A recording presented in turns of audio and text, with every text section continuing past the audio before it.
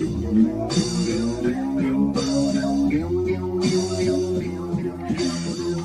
am the gate, all who enter through me will be safe. I am the gate, I am the gate, I am the doorway through. Those who came before me, thieves and robbers, I am the gate, I am the gate, I am the doorway through.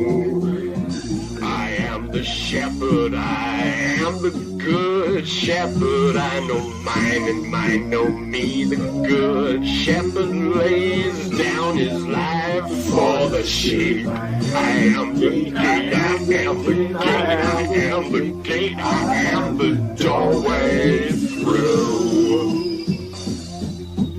I am the doorway through. I lay down my life and take it back again. I am the gate, I am the gate, I am the doorway through.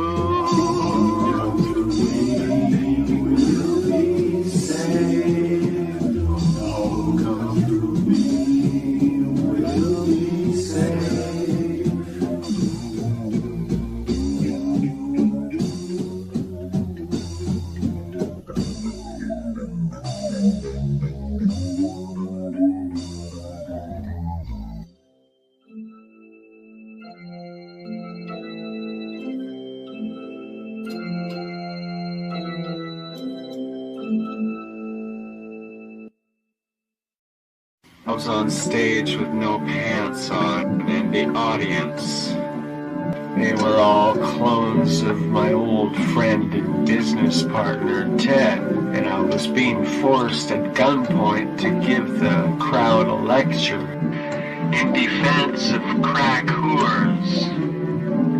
It's said that in the prostitution industry, nobody is considered of lower status than the crack whore. Because she doesn't work for money, she works for crack. I think that's an awful state. Somebody should stick up for these poor women and let them know that they're not the lowest.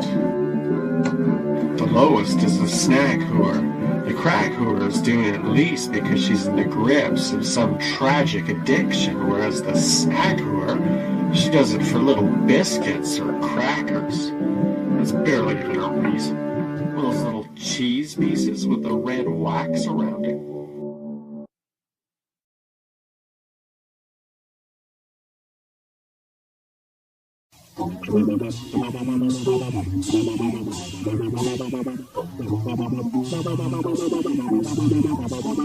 I'm sorry, officer.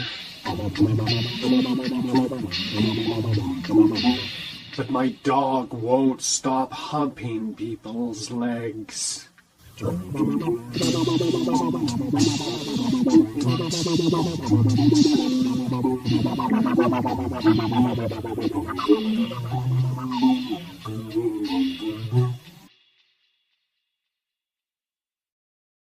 Hello, Mrs. Torkelton? Could I speak to Mrs. Torkelton, please?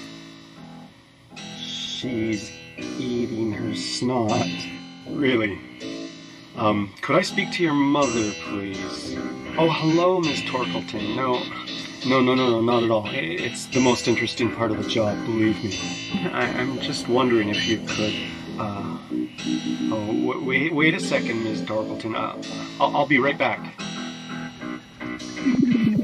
Weren't you working on a fully illustrated novel about Snow White and the Seven Dwarfs? Yeah, I'm back on it now. I'd be finished illustrating it already if it wasn't for this stupid job. What stupid job? Yeah, you're funny. No, you're funny. And you're fired.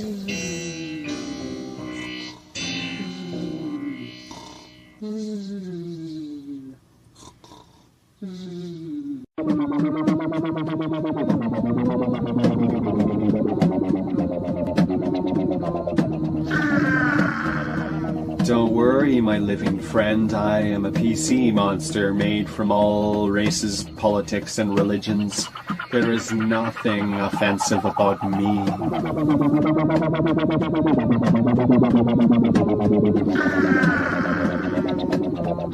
Okay, I think I understand. You are afraid of me because I'm a man, right? You have nothing to fear. Look. Hey, come back. I just wanted to show you. You have nothing to fear.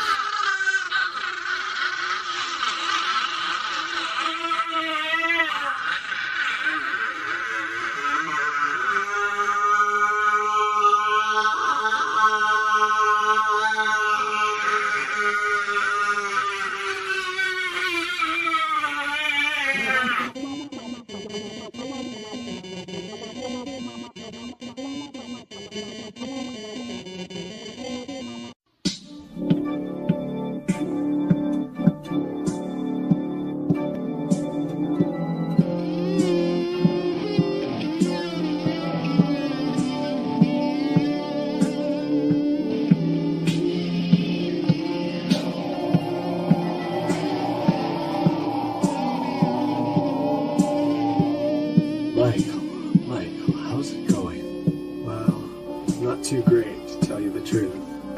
Oh, how come? I'm thinking about my father's dying soul. Well, you just tell him that Jesus will save his soul. He no longer has to worry about sin anymore if he accepts Jesus as his Lord and Savior.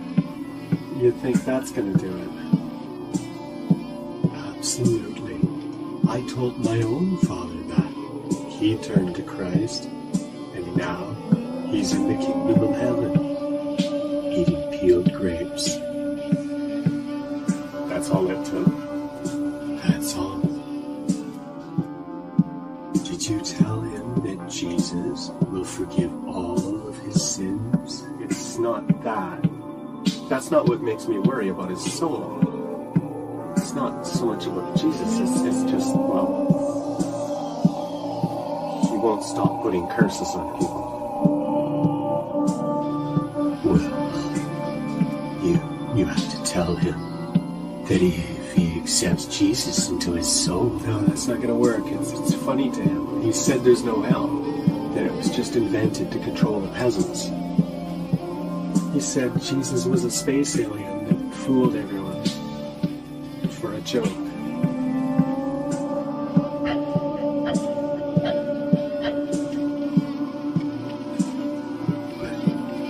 But that's not even funny. How could that be a joke?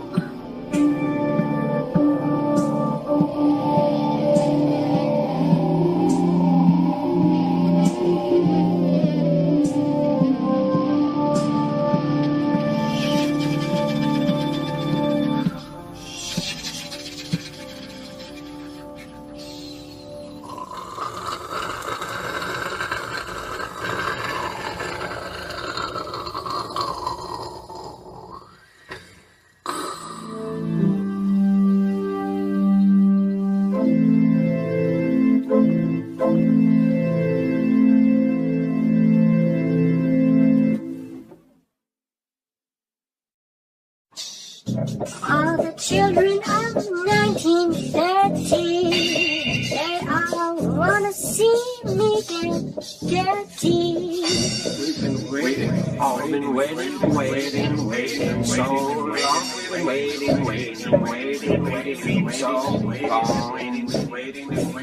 Waiting so long. There'll always be a great big hole in my heart if I don't get to see Betty's boobs. Betty's boobs. And then if I got to see Betty's boobs, and maybe, just maybe, I would get to see Marianne from Gilligan's Island's boobies. I'd feel so much better when I get to the other side.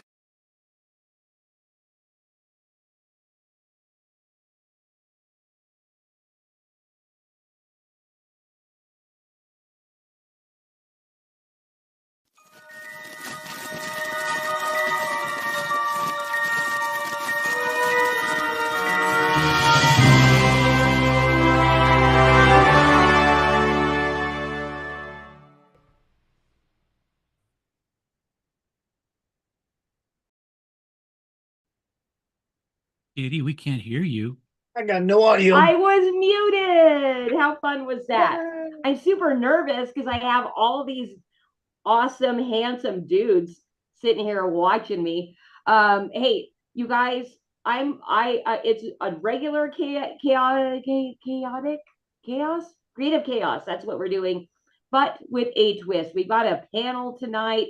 It's kind of a party stream because I've got big news for Flip City, but for anybody that has not been to Creative Chaos before, usually I will bring on one guest, and it's a fascinating person creating fantastic things outside the mainstream. But tonight I have got a bunch of fascinating people to spin a wheel of conspiracy. So we're going to have some fun with that a little bit later. Everybody's going to chill, be a little bit quiet while I do the big Flip City plug. And before I do that, I just got to welcome George Washington X and Vulcan Lives over on YouTube, and Spazzo Yeti popping in, gifting the can over on Pill. Thank you so much for that. And I also have to thank the opening cartoons. They were done by Michael M. Nutsilica Renaissance, and you can find a link to his YouTube channel in the description of the video. Go check him out. He's got a lot more tunes over there, and we really appreciate him. And he's also a Flip City contributor. All right, on to Creative Chaos being sponsored by Flip City Magazine. We've got some news tonight. First of all, we got our print edition in and out.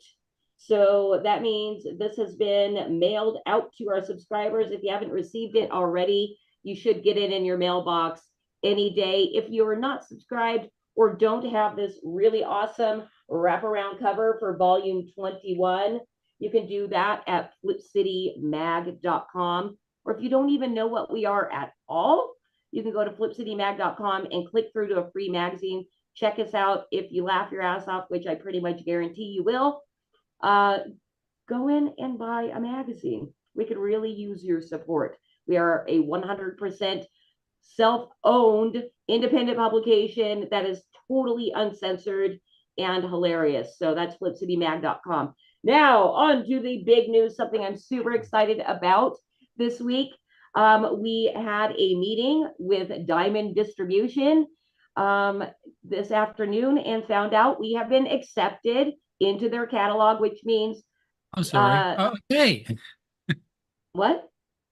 No, I said yay, yay, yay. Oh, yay. Oh yeah, and at this point, everybody on the panel can yell and cheer and scream for Flip City and give me claps and atta girls. Holy congratulations! Yeah, so we're going to be in brick and mortars probably in the new year, because the first appearance in the Diamond catalog for pre-orders will be November. So you're going to start seeing us in comic book shops. A few starting off with, we're managing our expectations, and then hopefully going super nationwide and exploding. So I'm looking forward to partnering with Diamond and getting in the bricks and mortars and having people see our stuff on shelves. That is super awesome news, and also a super win for uncensored, uncancelable print media, I think. So yay for Flip City. Everybody can cheer for me now again. Congrats, that's huge. All right. So tonight, I also needed to just say hello and welcome back real quick to my sidekick, Batman. Just tell everybody you're okay and your voice works, brother. No? Okay, he said he had an air conditioning man there, or he forgot to unmute like I did at the beginning. Batman. I'm sorry. Here I am. Here I am. Here I am. Yay!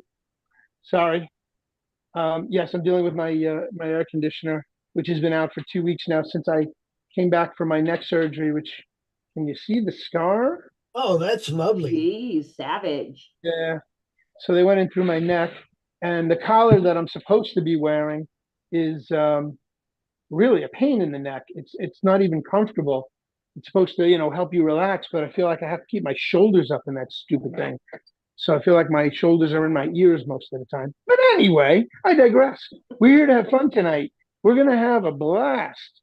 I understand we have a large panel of previous guests, friends of ours, who have come back to have a little fun, do a little chit-chat, and get into some conspiracy corner, huh?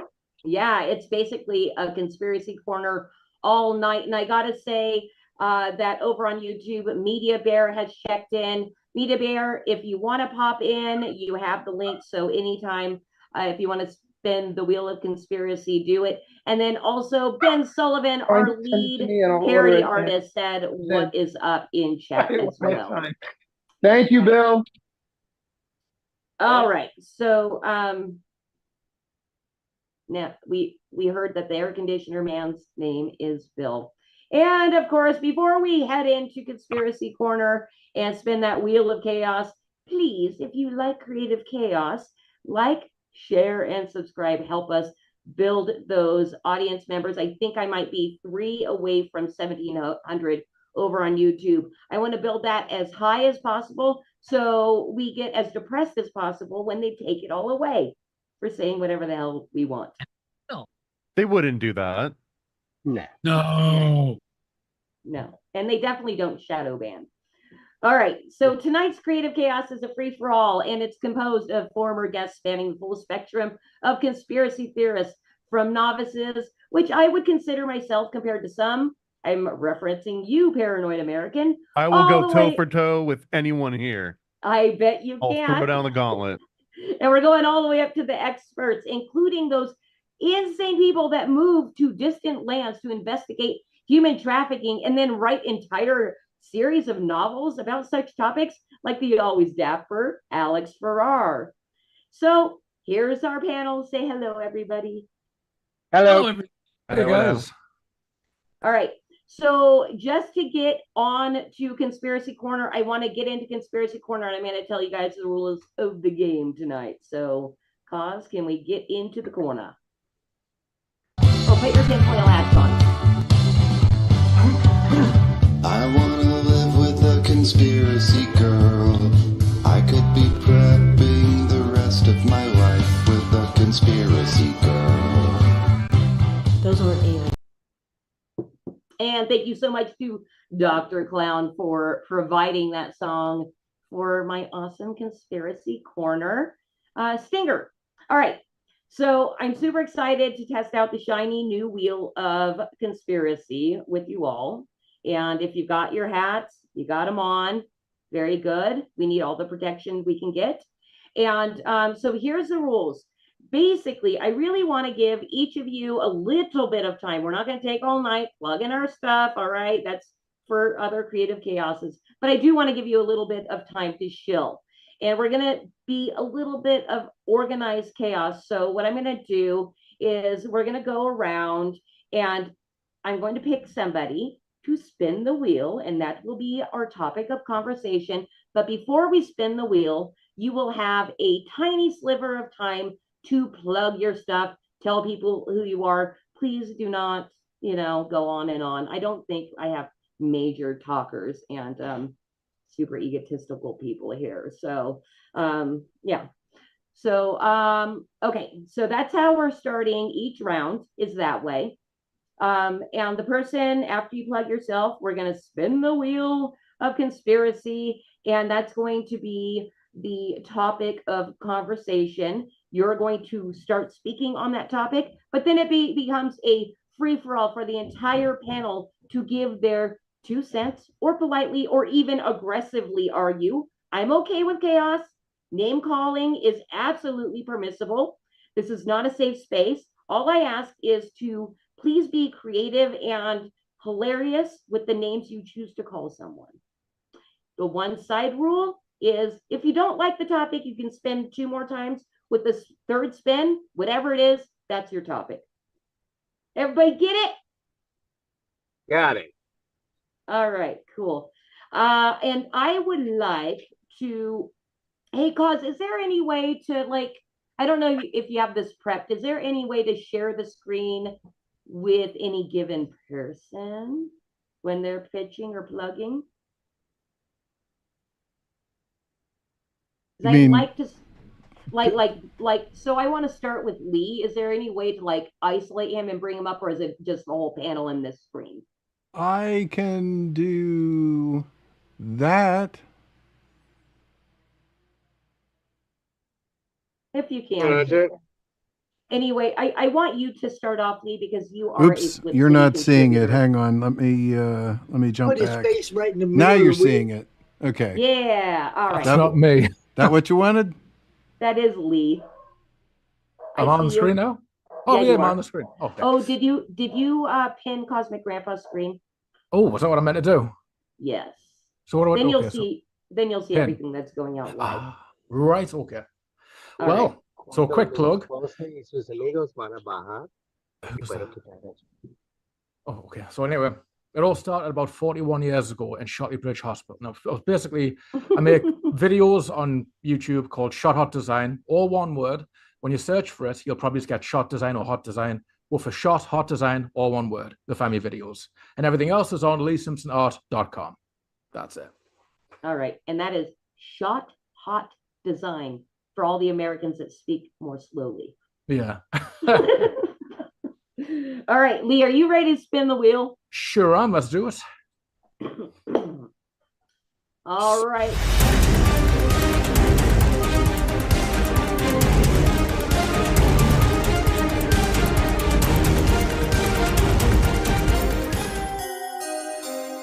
You want to take this topic or spin again? I'll spin again. All right.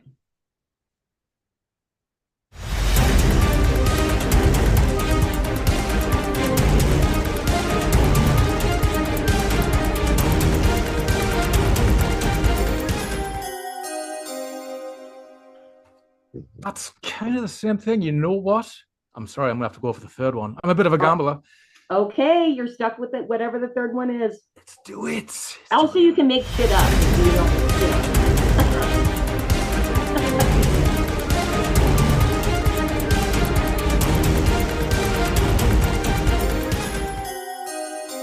Huh.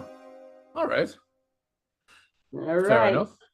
You're stuck with medical establishment, natural versus natural remedies. Well, what do you know about it?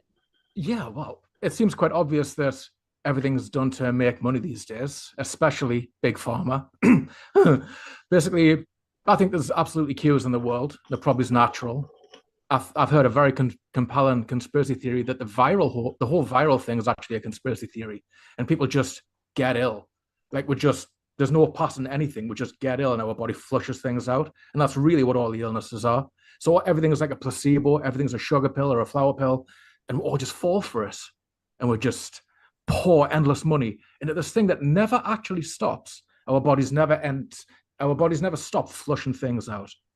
So that's what I know about that conspiracy theory. I had never heard the theory about pharma being placebos. But what else? Anybody else? I have not taken pretty much anything Big Pharma in over a decade. My only medication is weed. Fixes every fucking ailment I got, whether it's mental or physical. Ain't tripping. Have never caught no COVID and none of that shit. Didn't take no tests. Didn't take no jab. Nothing. 61 years old. I can still run with the grandkids. I can still roller skate. I can still do all the shit that I used to do, and I test myself regularly.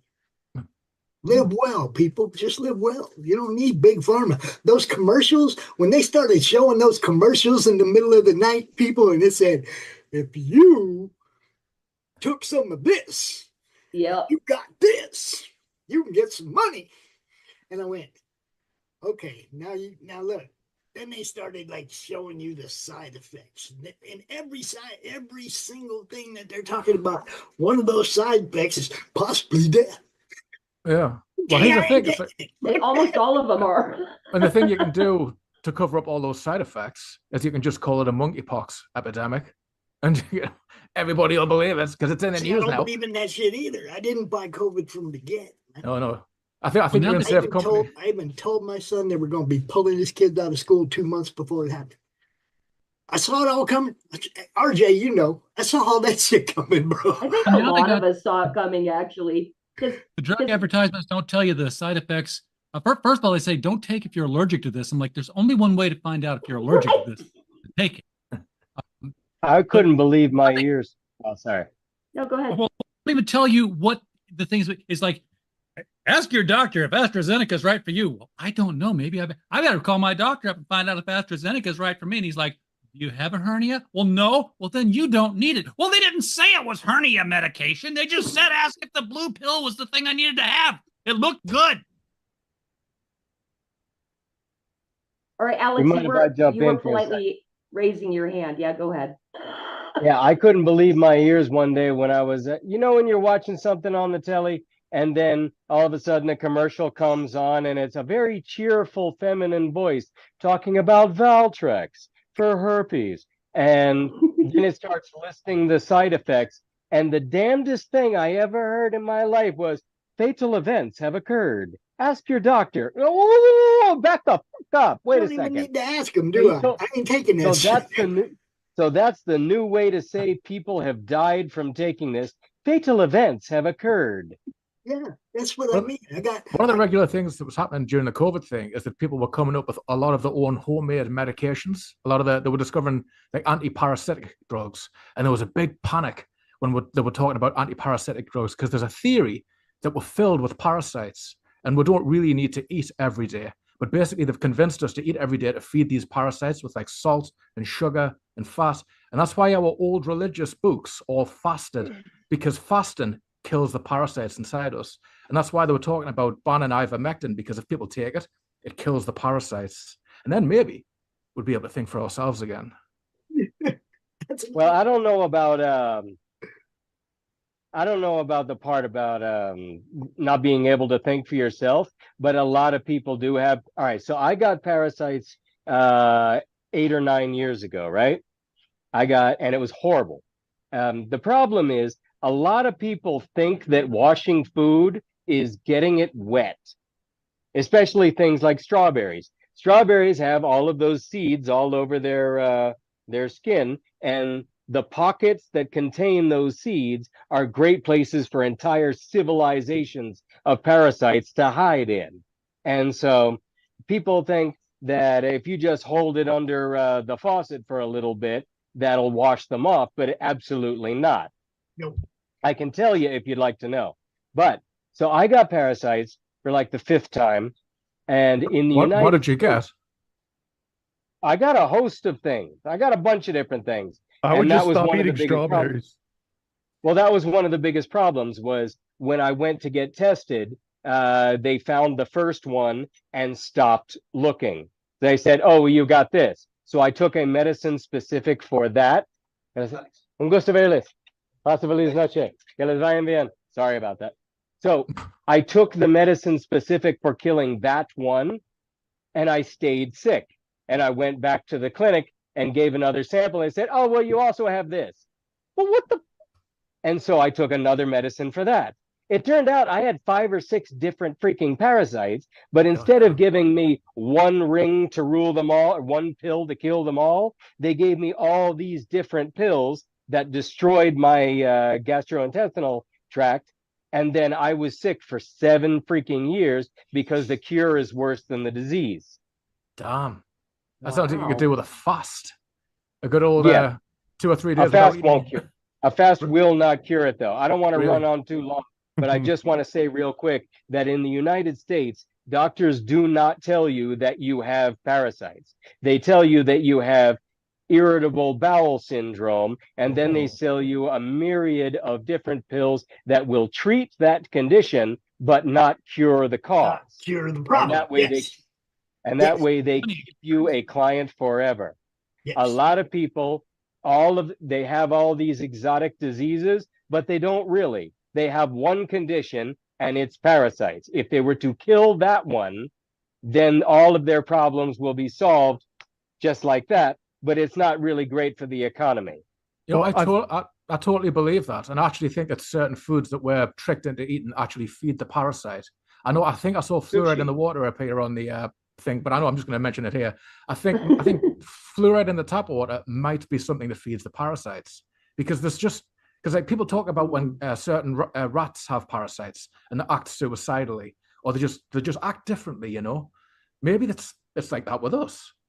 You know, maybe there is a parasite. I think that the fluoride helps feed the mind parasite, which is the exact same analogy. We're talking about kind of like your physical body, but it's the exact same thing with the mental. If you look at the DSM, that's supposed to index like every sort of like mental deficiency that we've got. But if you look into it, all it does is describes the behaviors, and not nowhere in the DSM does it actually say, and here's the source of all the problems. It just says, you know, here's like a set of patterns, and if someone exhibits those patterns and they fit into this category, and those categories exist exclusively so that the insurance has like a number that they can assign all the different little things to, right? Yeah. But it's the same premise that if all you're doing is ever describing a pattern of behaviors, you can't really fix a problem if all you do is describe the behavior that you're trying to. It's like an NLP kind of thing. Like if you only focus on the negative aspect, you just keep doing that thing because it's what you're focused on. But you've got all these great sort of therapists and specialists and drugs and everything, so that once you have your DSM category number, you can use that thing like Willy Wonka's ticket to get into all kinds of weird factories and do crazy things with your body. Wow. Hey, anybody want to close this topic out? Because I would like to move on to the next. Go ahead, Alex. Okay, I got one more thing, but go ahead, Alex. Well, I just have a quick thing. I don't want to get go down on a rabbit hole here, but ever since I got parasites and I did a deep dive into a study of them, and I found out all kinds of interesting things. Like, let's say you have rabies. How is rabies spread? Through biting, right? It's spread through saliva. So something or somebody that has rabies has an urge to bite so that they can then spread the condition, right? And there are certain parasites that infect fish. And in order to mature into adulthood, they have to pass through the digestive tract of a bird. But how the hell is a fish parasite going to go through a bird? It makes the fish want to be around light. So this fish leaves the darkness of the deep and goes up towards the surface where it is easy prey for seagulls. Seagull catches it, eats it, it goes through its digestive tract, and then it matures into an adult and falls out in the gull's poop. God damn. Wow. That sounds like an alien life form to me. Yeah. I'm sorry. It's a very, very common life form that in the US you don't hear very much about because it doesn't fit with the IBS narrative. So what I'm getting at, I just heard the damnedest freaking thing. A gentleman that said that he was gay ever since he hit early adolescence, right?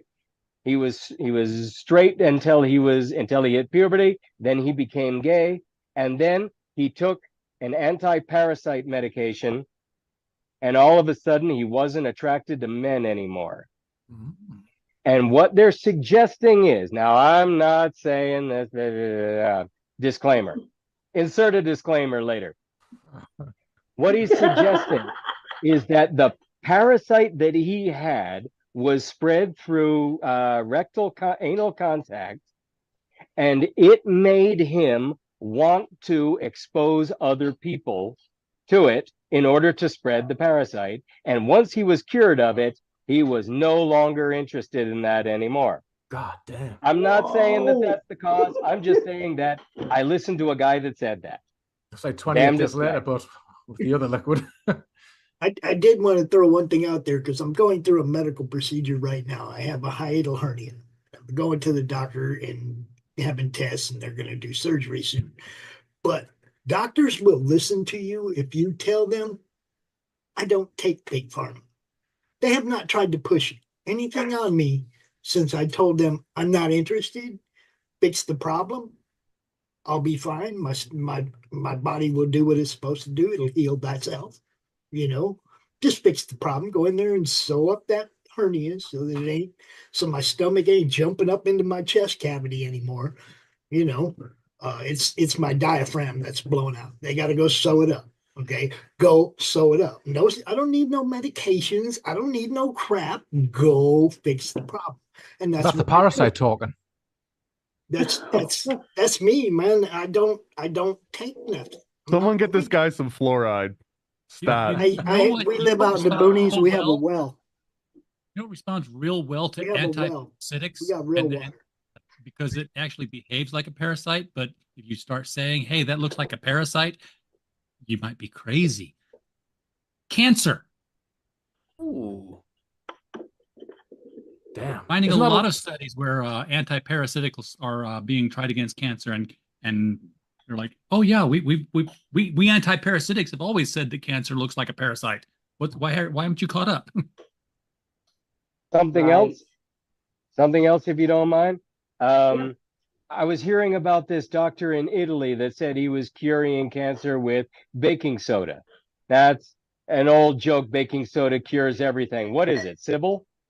But I was recently talking to a friend of mine who's a retired jackal and is now a farmer. Are you kidding me? Okay, hold on. Sorry.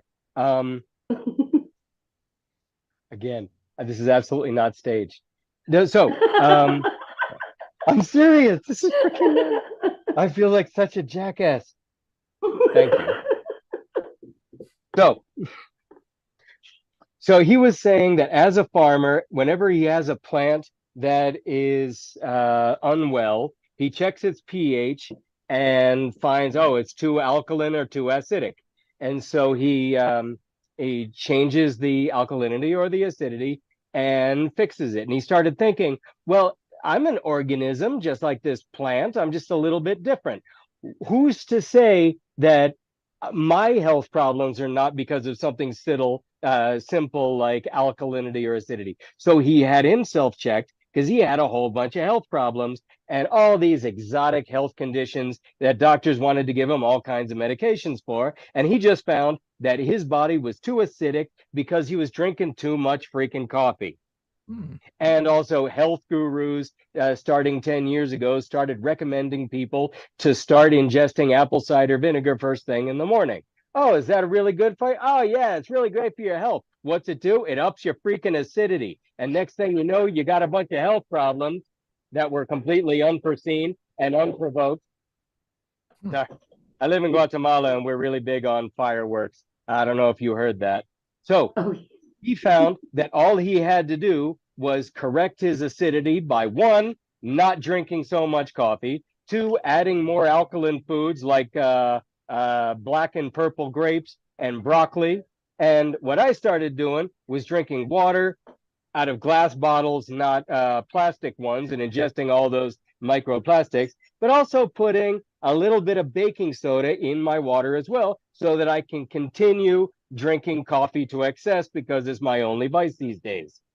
The body is a self-healing organism as long as you're not poisoning it. So it's possible that a cancer is your body collecting all of the toxins that are in your body. Like mucus. You get a cold, your body collects mucus, creates mucus in order to collect all of those germs and bring them up into your nose for easy expulsion. But instead of doing that, you take medicine that will dry up the mucus, and that way you stay sick for longer, or you just show fewer symptoms. In that way, you're shooting yourself in the foot. Well, what this Italian doctor was saying was a cancer is your body collecting all of these toxins that are inside of you and putting them in one place. And you start bombarding it with radiation so that it bursts. Okay, Alex, also don't know if it's true. I love you so much, but I do want to move on. That's great. I got to sign an autograph. I really know, but also real quick. While you're signing that, Alex, just hear this. In chat, George Washington X has said, you are the best dressed person in the history of creative chaos, Vulcan Lives, agrees, and they're also wondering where your conquistador helmet went. So if you're not too embarrassed to put it back on, please do. Conquistador helmet. All right. Who wanted to say something to me? No, I was just going to say that the next topic on the conspiracy wheel is probably going to be cancer. Yeah, right. I don't think I put cancer on there. But yeah, thanks a lot for taking fluoride in the water. I know. I couldn't help it. I distill my water, so I'm just trying to get in there, you know. I think I want to next go to Paranoid American. So you're gonna give a quick shill if you like, and then you're gonna spin the wheel, brother. All right, let's go. Okay, go ahead. He said, "You ain't got to. I don't need no introduction. Spin the wheel." He said. All right. Here we go. Oh, he doesn't need. Oh, he does not need introduction.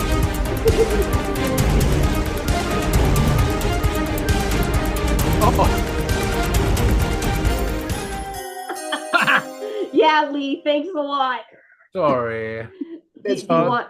You want no, it? I can run with this one, and we can All go right, on a tangent off of it too. Oh, and yeah, I guess no, I did I know skip over my quick promo. Just go to paranoidamerican.com. Yeah. Conspiracy theories are basically my lifeblood. They've been since the mid 90s. So if I can pull the hipster card, like I was into conspiracy theories before all these young bucks in 2019 thought they woke up. So I got at least a couple decades on y'all.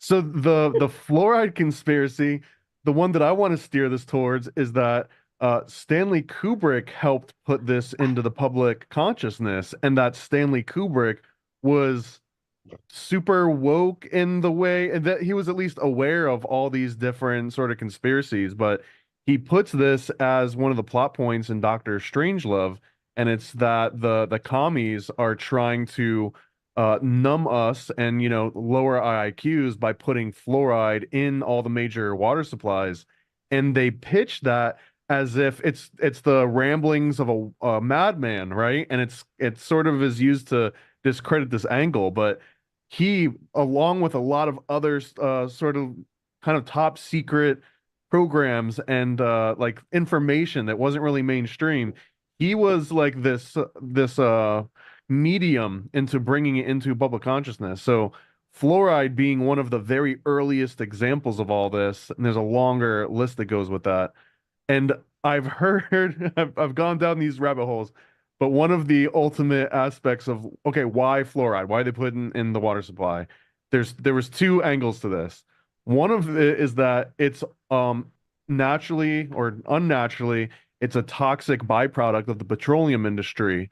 So like not only if they add it to the water supply and they convince everyone that it fixes your teeth, then now you don't have to figure out how to dispose of this highly toxic runoff, right? Mm-hmm. And not only do you not have to worry about it, you can make a profit off of it. You can start selling it wholesale to government and municipalities, and it's been so ingrained, like put it in toothpaste. So it's sort of a win-win in that case. And then if you get into the more woo-woo aspect, which I'm totally on the fence on this one, but that it's apparently it will calcify your pineal gland either faster or just at all, and that if somehow we were able to abstain from ingesting fluoride in any form, that we might have some semblance of our third eye still sort of intact. I don't know how much I agree with that, because I think that like the biology settled, like it's already like sunken into our head at this point, kind of like lizards.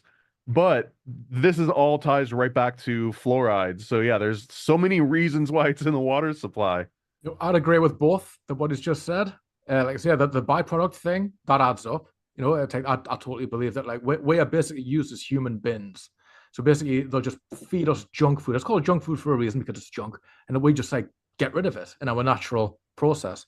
But I'm a massive believer in the whole calcifying pineal gland thing. That's why I originally started it.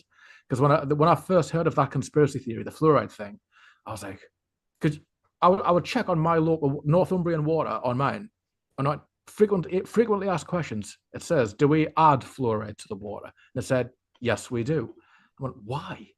And it's like, oh, because like you said, it apparently fixes your teeth. Well, it's mandated in a lot of municipalities. They have a requirement of a minimum amount of fluoride, and if they fall under that, they're subject to all sorts of fines and legal ramifications. So it's beyond just like an additive. It is a required, poison that's been added.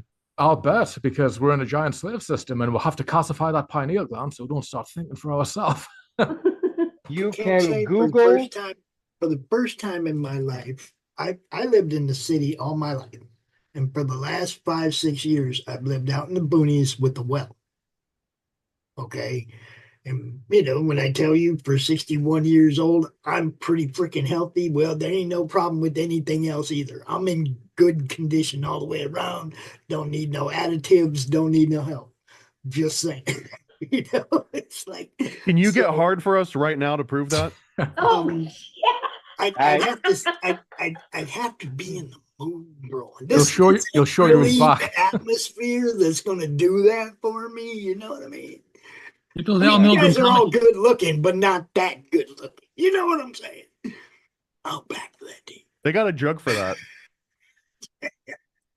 Real quick, to find out more about fluoride and where they started with it, first I would highly recommend y'all to Google a documentary called Century of the Self, which talks a lot about Edward Bernays, who was the evil genius responsible for an awful lot of horrible things that happened in the last century. One of the reasons I came to Guatemala was because I found out he was the one that the CIA hired to start the civil war here. Anyway, Edward Bernays, that's Bernays, Sigmund Freud's nephew. He was hired by Oscar Ewing, Ewing. Just look them up to help justify putting fluoride in the water in 1949 and why. And you'll also find out why we think breakfast is the most important meal of the day and bacon makes everything taste better and why it's okay for women to smoke in public. That's all. I think a lot of us here probably know who he is, Bernays, right? Oh, never mind. Come on, we're on a panel of conspiracy theorists, y'all. Well, nephew of Sigmund Freud came up before in the Madeleine McCann case. I don't know if I'm getting the exact. Oh no, guy. That's a different guy. Oh really? That was another relative of Freud. What was his name? Clement. That's it. I've got it wrong. Yeah. Yeah. All but right, okay, the whole family's messed up. Anybody want to wrap this one up? Have to have a good tray panning done. Sorry? I got another cool tie to Bernays. Bernays was in a group called the Century Club, which was like a very elite sort of like a social club plus in New York, I believe. And through here, Edward Bernays had direct connections with a guy named Robert Gordon Wasson and also a guy named Henry Luce. And Henry Luce was the owner of Time Life magazine and a bunch of the other ancillary magazines. He was also a member of Skull and Bones. So there's this really like the Century Club is this epicenter of all these various secret societies that would all kind of meet and decide on public policy over drinks, right? Because it was kind of like a social atmosphere. But then they would go back into their respective industries and enact these things that they would come together. And like one of the good example outside of Bernays and just his pervasive sort of mentality. But Robert Gordon Wasson is the one that goes and finds magic mushrooms. He finds salvia divinorum. He finds all these different drugs. And they meet in the Century Club, and he tells Henry Luce about this. And Henry Luce is the one that publishes the magazine articles, and he literally dubs magic mushrooms. So it kind of like comes full circle with the medical industry again, too, because now we're talking about the Rockefeller medical system. I ain't gonna act like I ain't never ate a mushroom. I'm just saying. All right, guys, let's move on. Hey, RJ, I think I'd like to call you up next because I forget if it was you or Pops that was my more recent guest, but I was more recent. He was before. All right. Still RJ. All right. Do your pluggy plug. I'm RJ Carter, Senior Managing Editor here at CriticalBlast.com, myopic proofreader for Critical Blast Publishing, Chief Envelope Licker for Critical Blast Logistics, and I will help you with your crowdfunder with Critical Blast Consulting and check your data to make sure it is clean. Go to CriticalBlast.com, check out all the books we are publishing, and if you want to publish your book and it's good, hit us up. We're not on Xerox machine. Awesome. All right, let's bring that wheel up for you. Let's spin it, Cos.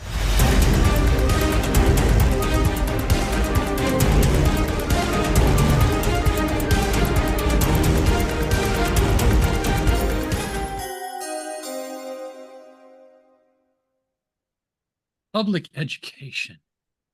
Oh, I'm going to have to spin again. All right.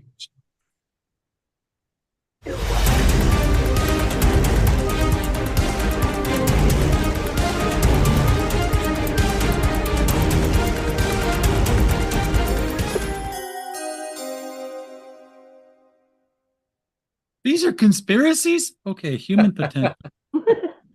Dude, if I gave any of these to Paranoid American, he could probably go on for like 3 hours about each All right. one. Well then. Well, you can spin one more time though. I was ready to jump into that public education. I would have eaten it. I'm ready. I was ready on both of those. I'm like, yeah, I got something. Are you taking that one? I'll have to take human potential. I'm not afraid of it. You just have to take the next one. I know. You get one more. Okay, let's take the one more then. Let's take the one more. All right. He's gambling, you guys.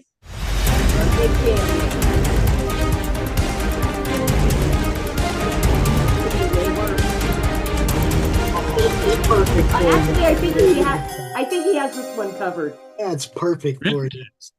Oh. Well, now cryptids are just pets we haven't met yet. Well, we met some of them. I'm just saying. Yeah, I mean, and they're no longer cryptids are a dying breed because every time we discover one, the world of cryptids is just a little bit smaller because now they're no longer cryptids. We find the colocynth, and I'm saying that completely wrong. I know. It was no longer coelacanth. It was, yeah, it was now it's a fish. We discovered the giraffes, and we have to take the camel leopard out of the whole cryptid thing. So yeah, cryptids are out there. It's just and for those people who we would have seen them by now. Dude, I grew up in rural area. I was not a hunter. Not against it.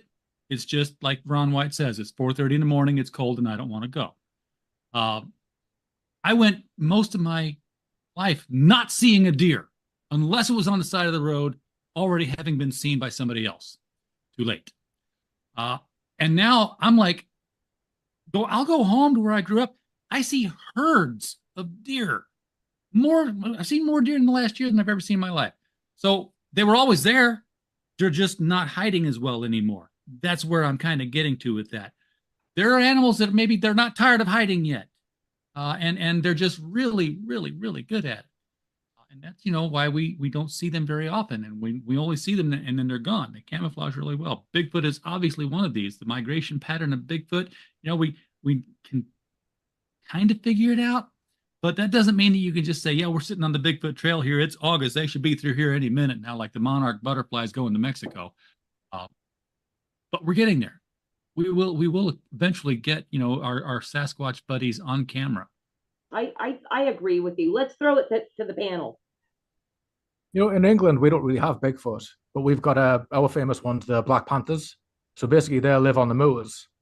So basically, if you're in England and you're going for a walk on the moors and you hear a growl behind you, don't turn around. It's an armed black man. That's racist. Hey, I used to live in Ireland. And we had 55 acres out in the countryside. And there was this one time at band camp, my family went off to Portugal and left me all alone. They left me all alone so that I could tend to the animals. And all right, never mind. I'm going to go on a really long freaking story that's hilarious, but it'll lead into our time. But I met a black panther that had escaped from the freaking zoo. And instead of trying to apprehend it, they were we're gonna watch it. We're gonna see what it does. We're gonna observe it from afar. The fuck you are? It was on our freaking land and almost ate me because I was being stupid. You ever see a horror movie where they say, "Oh my God, there's something big, a freaking monster right there," and they run inside and grab a flashlight?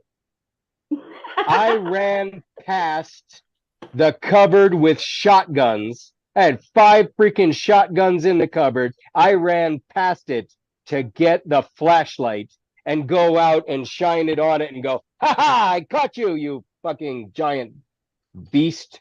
Dude, you can't Man, call them that. like Jesus Christ, I felt like an idiot. That sounds like you totally ate up the television movie propaganda programming right there. My girlfriend was telling me what an idiot I was and comparing me to the moron that gets eaten in the first 15 minutes of every horror movie. But it's a good idea. He's the one you keep going, don't go in there. He goes in there any fucking way, right? You want to be the second guy who gets killed in the horror movie because he's the one who gets killed while having sex with the girl in the. He gets laid, right. Absolutely. Oh, I need to point out. We actually have Black freaking Panthers in rural Ireland because of one that escaped. It's a good job you didn't get your shotguns, though. I mean, that's murder. There's I had to point out there actually is a British Bigfoot. It's kind of on the cusp of it, but it falls directly into the definition of what a Bigfoot was. It dates back kind of old. It's 12th century, but it was in Orford, and it was basically a fisherman claimed that he had caught this hairy man that was running around and just eating exclusively fish out of people's catchings for the day, and then he like ran off into the woods. So there's a direct dovetail between these hairy man theories and Bigfoot, and actually because we're talking about cryptids, right? There's a whole bunch of really interesting Bigfoot ones. One of the Bigfoots is that there was a Mormon missionary, I believe it was in the 19th century, it was in like the late 1800s, that claimed that he ran across Bigfoot on the road and he had a whole conversation with him. And this Bigfoot character told him he was actually a descendant of Cain and that they were essentially like these Nephilim creatures and that Bigfoot had dated back to these biblical times. There's the concept that the only Bigfoots that we've seen, the Patterson Gimlin footage style, Harry and the Henderson style, that these are actually these are homeless Bigfoot. These are ones that have either been kicked out of their communities or have lost their homes because the Bigfoot species, since they've been around longer, are actually like this highly advanced civilized race, almost like an Atlantean or like Lemurian inner earth like advance. And the inner earth thing isn't just a wild idea. There's this guy that has a extensive research, but it's called the Missing 411. And if you take a map of all of the Bigfoot sightings and you take a map of the underground cave system in America and you take a map of all the missing people that have gone like hiking, they all kind of match up to like the heat maps kind of blend together in a way. So there's lots of really interesting Bigfoot theories out there. Yeah, absolutely. And I just got to shout out, the guy's name is David Paulides. If anybody is interested in real great Bigfoot research, look up David Paulides and Missing 411. Fantastic. He is the king of Bigfoot research. Thank you. Do you guys ever see? Do you guys ever see any of the like trail cam footage?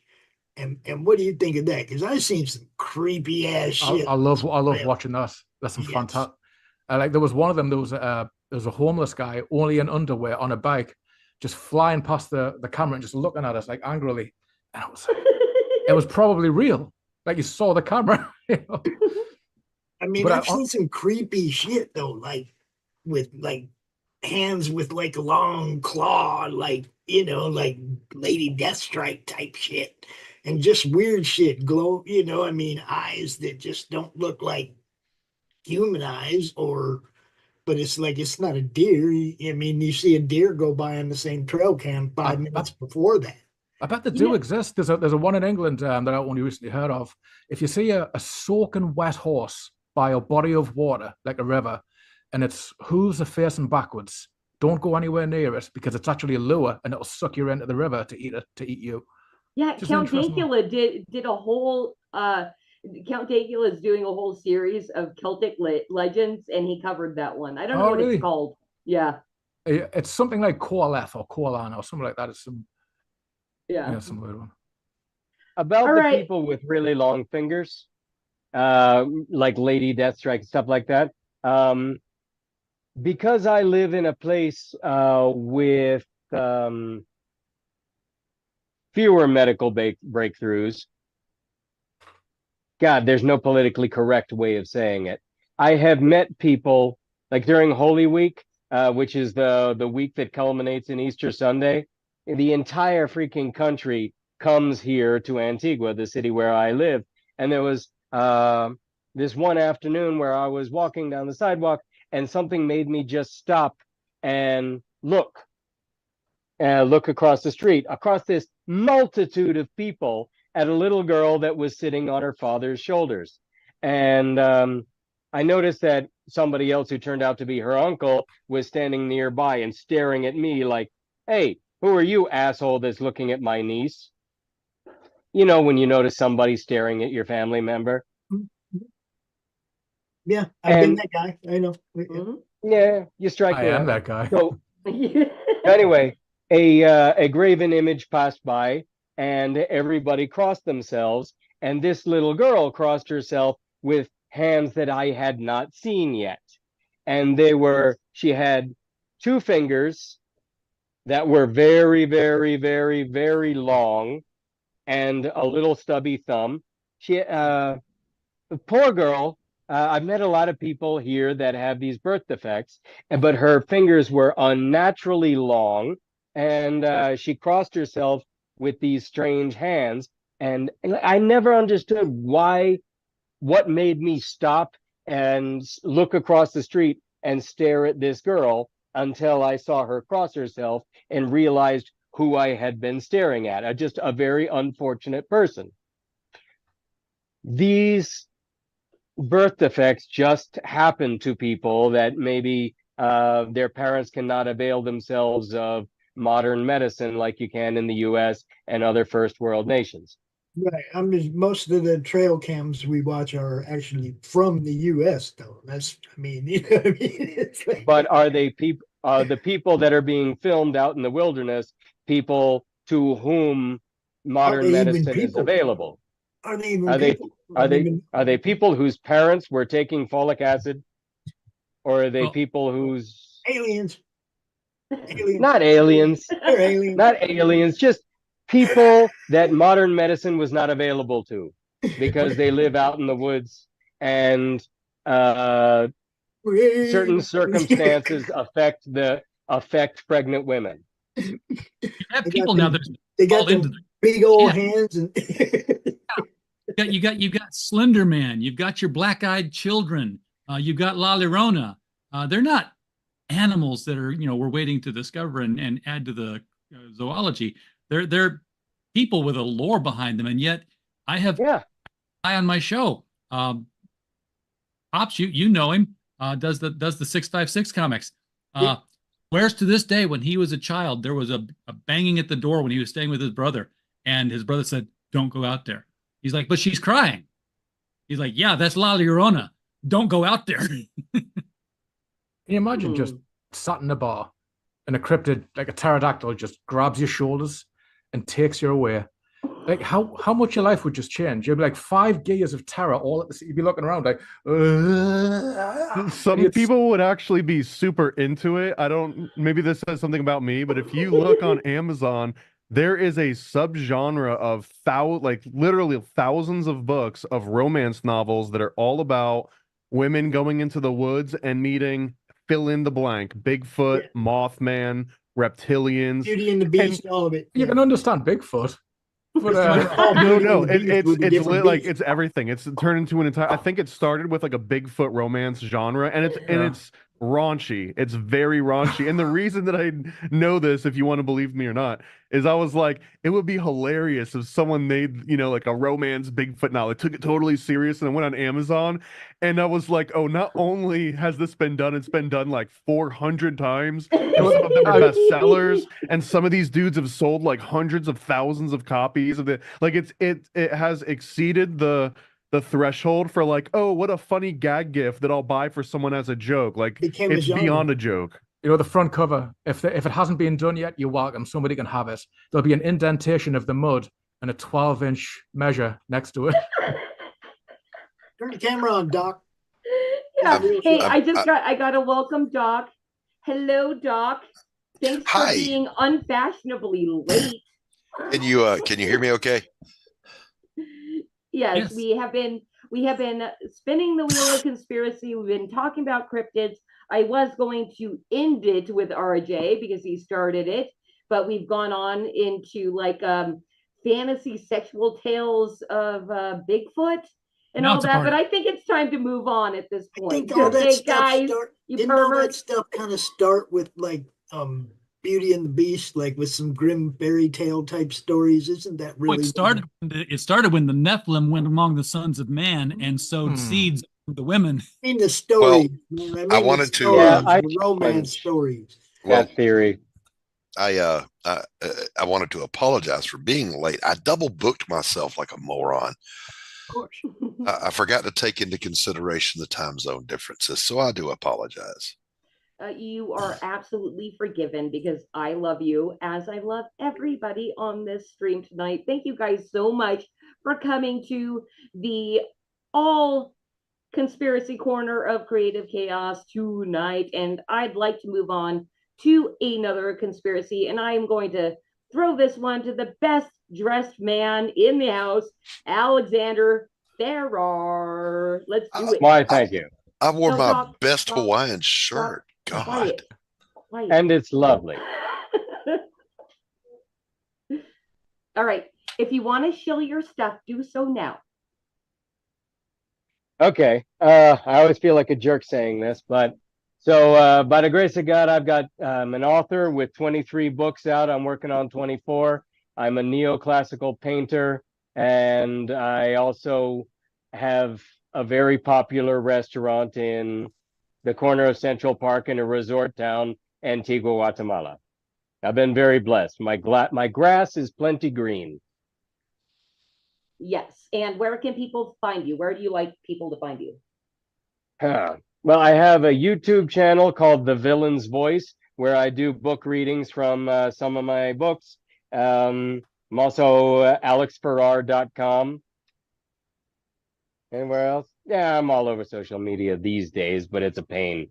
I would assume alexfarrar.com, and that's double R in the middle, right? Yeah, Ferrar. It's Ferrari without the I, because my grandfather changed it in the 50s, and who knew Enzo was going to have so much luck with his cars? Oh, no! All right, So, let's bring I have a question. Okay. What you want? What you want to know? I want to know from Alex. When you say neo-realism, can you tell me what Neoclassical. Neoclass? Can you tell me what that is? Okay, so I am trying to be a pre-Raphaelite artist, but it's really freaking hard, and that's the entire point. And I just don't think I have enough discipline yet to do it.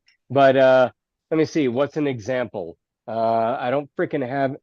So I'm in an art gallery restaurant, but I don't have a lot of my work with me. But I'll show you what I'm working on right now. It's this. Okay. Can you see that? All right. Yeah. Yeah. Okay. So I like to paint these days traditional subjects, but in an untraditional manner. Like I've done 5 different interpretations of the crucifixion of Christ, from the point of view just of the soldiers that are crucifying him as a day in the life of a bunch of soldiers, and another one as something horrible that happened to a woman's son. I also did recently one that I'm very, very proud of. Hold on a second. I'm going to hurry. It's Pontius Pilate yelling at the soldiers who tortured Jesus because they went overboard. I don't know if you know this, but Pilate's wife, Claudia Procula, was also the aunt of the Apostle Luke. And when she'd heard that Jesus had been arrested, she told her husband that he had to let him go. Like, you can't touch him. He's a righteous man, and you can't do anything to him. He said, baby, I'm under a lot of political pressure from Caiaphas and the Pharisees. I'm going to have to at least rough him up a bit. And she said, thank you. And she said, no. You're under a lot of political pressure from me, your wife, and I'm telling you, you got to let him go. So he told his soldiers, hey, you take this, he told these two soldiers, you take this hippie carpenter off somewhere quiet and rough him up a bit. And I don't want to hear about it, okay? You know, just you handle it. And of course, I'm sure you heard what happened. It takes 2 to 3 days to die of crucifixion, and Jesus died famously in a matter of hours. So I think it's safe to say he didn't die of crucifixion. He died of the wounds sustained during the torture. And that was apparent to Pilate when they dragged him back. And they said, hey, boss, here's that hippie carpenter we took care of. And he's looking at him right now going, what the did you do? I told you to rough him up. You killed this guy. He's not going to make it out of this. There he is. And he goes, you know, he's going to die, which means my wife is going to kill me, which means you two are for the chopping block. And right now they're going, wow, who, me? Hey, whoa, hold on a second there, Punchy. We were just following your orders. And he's saying, no, that's not going to work in Nuremberg either. You're dead. Meanwhile, the wife, Claudia Procula, is hiding in between two columns because back then women couldn't come and go as they pleased, not like now. And she's listening and going, oh my God, listening to how her husband has failed her. And there's a lot more to it, like the symbol of Pisces that's in the back behind Jesus. But I think I'm going to extend my time if I start talking about what Jesus has to do with Pisces. Yeah. Well, so let's move on to the question. Yeah, I think that should count as his spin. No. I feel a little silly now making Alex spin the wheel, but we're still going to do it because that's what Flip City is all about, and Creative Chaos please do. Is being I would love it. Ridiculously silly. So let's do it. Spin that wheel.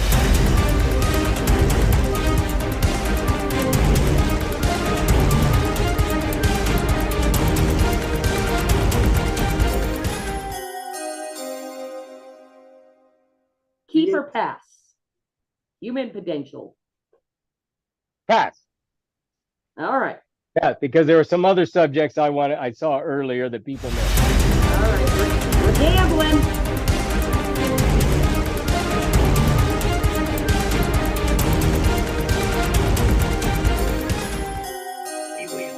No, spin again. That's not even a pass. I think we should do a free spin on that one. Yes. Oh yes, yes. I would never shut up. I have so many things to say about that. Oh.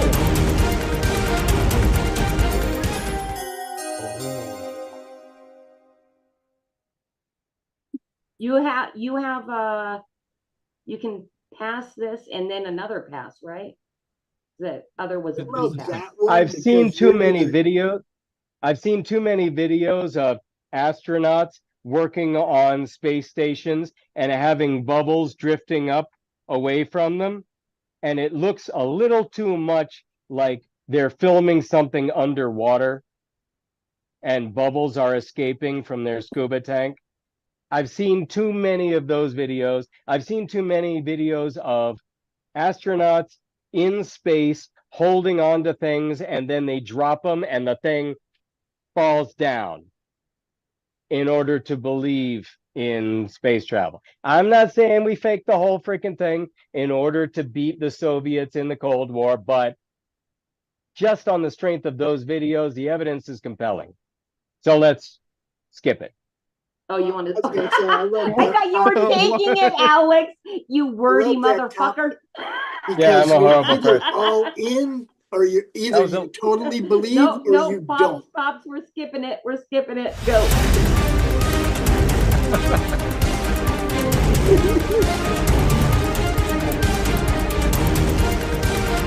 I like that public schooling one that somebody else missed earlier.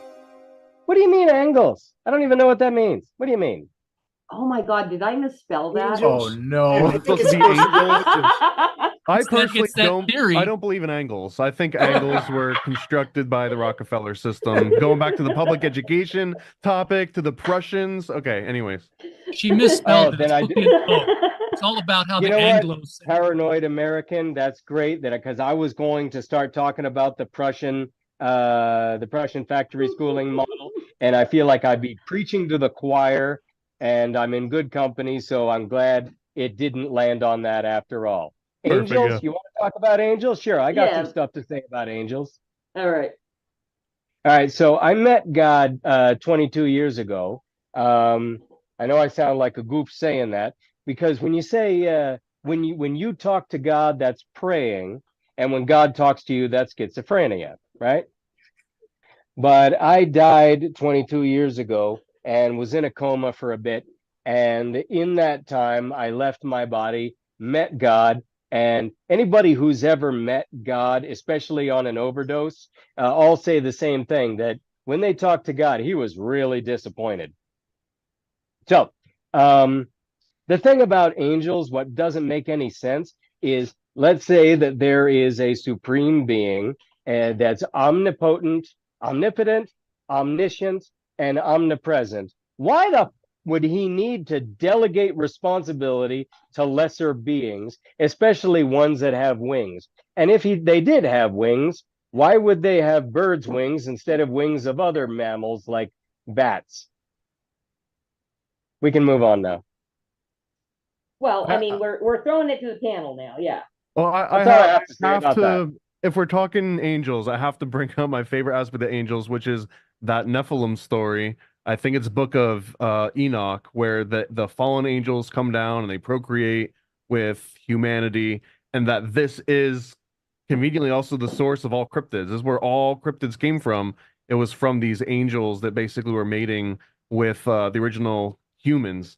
And beside from just like the surface level that people might have heard of this, I've also heard that every great civilization that kind of sprouted in ancient history all came from a female Nephilim, a female descendant of these Nephilim, and that anyone that wanted to start their own country, they would have to go out and seek what might have been like an Amazonian, like these huge, powerful women that were guaranteed to give them like a giant baby, like a literal giant, like 11-foot, baby that would end up being this huge conqueror. Because if you really wanted to like go out and conquer these lands, why not have like the biggest freaking kid possible? But this is basically another tale of the holy blood, holy grail. This is the passage of this sort of divine blood or divine DNA that you have to use in order to start anything that's going to be worthwhile. So if you're just normie people, you can't really start like a whole thing.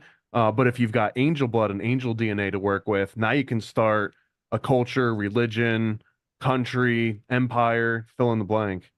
See, that goes back to one of the original cover-ups, which was with Jesus, because he had people asking questions all the time, and one guy said, "Hey, this woman, she's married, and her husband dies. She gets married, and that husband died, and he gets married, and she's married 7 times, and then she gets to heaven. Which one's her husband?" He's like, here's my opening. And he's like, well, yeah, in heaven, you're not married. You're like the angels. The angels don't have sex, which was a great way to cover up that whole, don't worry about all that stuff. That's not real. That's a conspiracy theory. Jesus was saying about angels and their ability to procreate. Don't worry about that. It's not a thing. Oh, that was I have trouble believing in the whole. One thing that I'm curious about Nephilim is in a lot of Middle Eastern stories and folklore, I am is a suffix that means plural, right? And so seraphim and cherubim and Nephilim, that would mean plural, right? And so I wonder, what is a Nephilim? It sounds to me like saying a panini.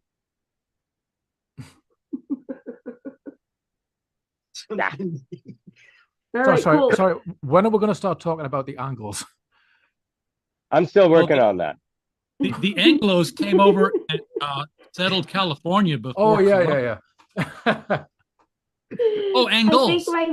Were they before or after the My face is sack? pink enough already. Thanks, Lee. Hey, are we ready to move on to the next subject? Yep. All right, Yep. let's do it. Hey, Pops, you've been waiting all night to spin this freaking wheel. Let's bring Pops up. I am Pops Van Zandt, the founder of the Madness Comic Network, where you'll see a replay of this show on Saturday night, amongst all kinds of other shows. Doc has a show on the network. RJ's a sponsor of the network. We have about 25 weekly shows, all kinds of different stuff, gaming demos, just, shows that promote comics, review shows. Matter of fact, we got one going on right now, premiere right now on the network. I'm here, and we have a premiere show on my network right now. But Kung Fu Theater with Brian Christgau is live right now on the Madness Comic Network. We broadcast to as many places as we possibly can. We try to get eyes on what everybody does, whether it's a YouTube channel, Kickstarter campaign, or even better, a Fund My Comic campaign. What do you say, Doc? Where you at? Fund My comic, baby. Or even best, Flip City Magazine.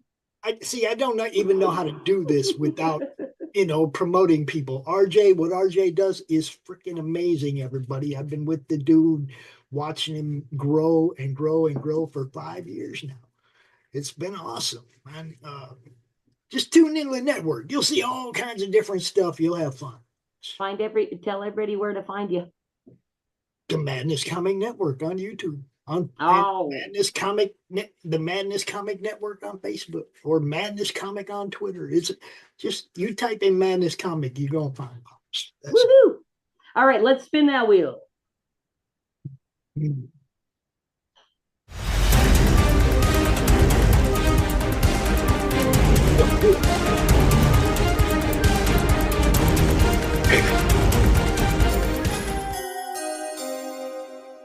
I think we already covered that. All right, that's a free spin. Either you believe it totally or you don't totally.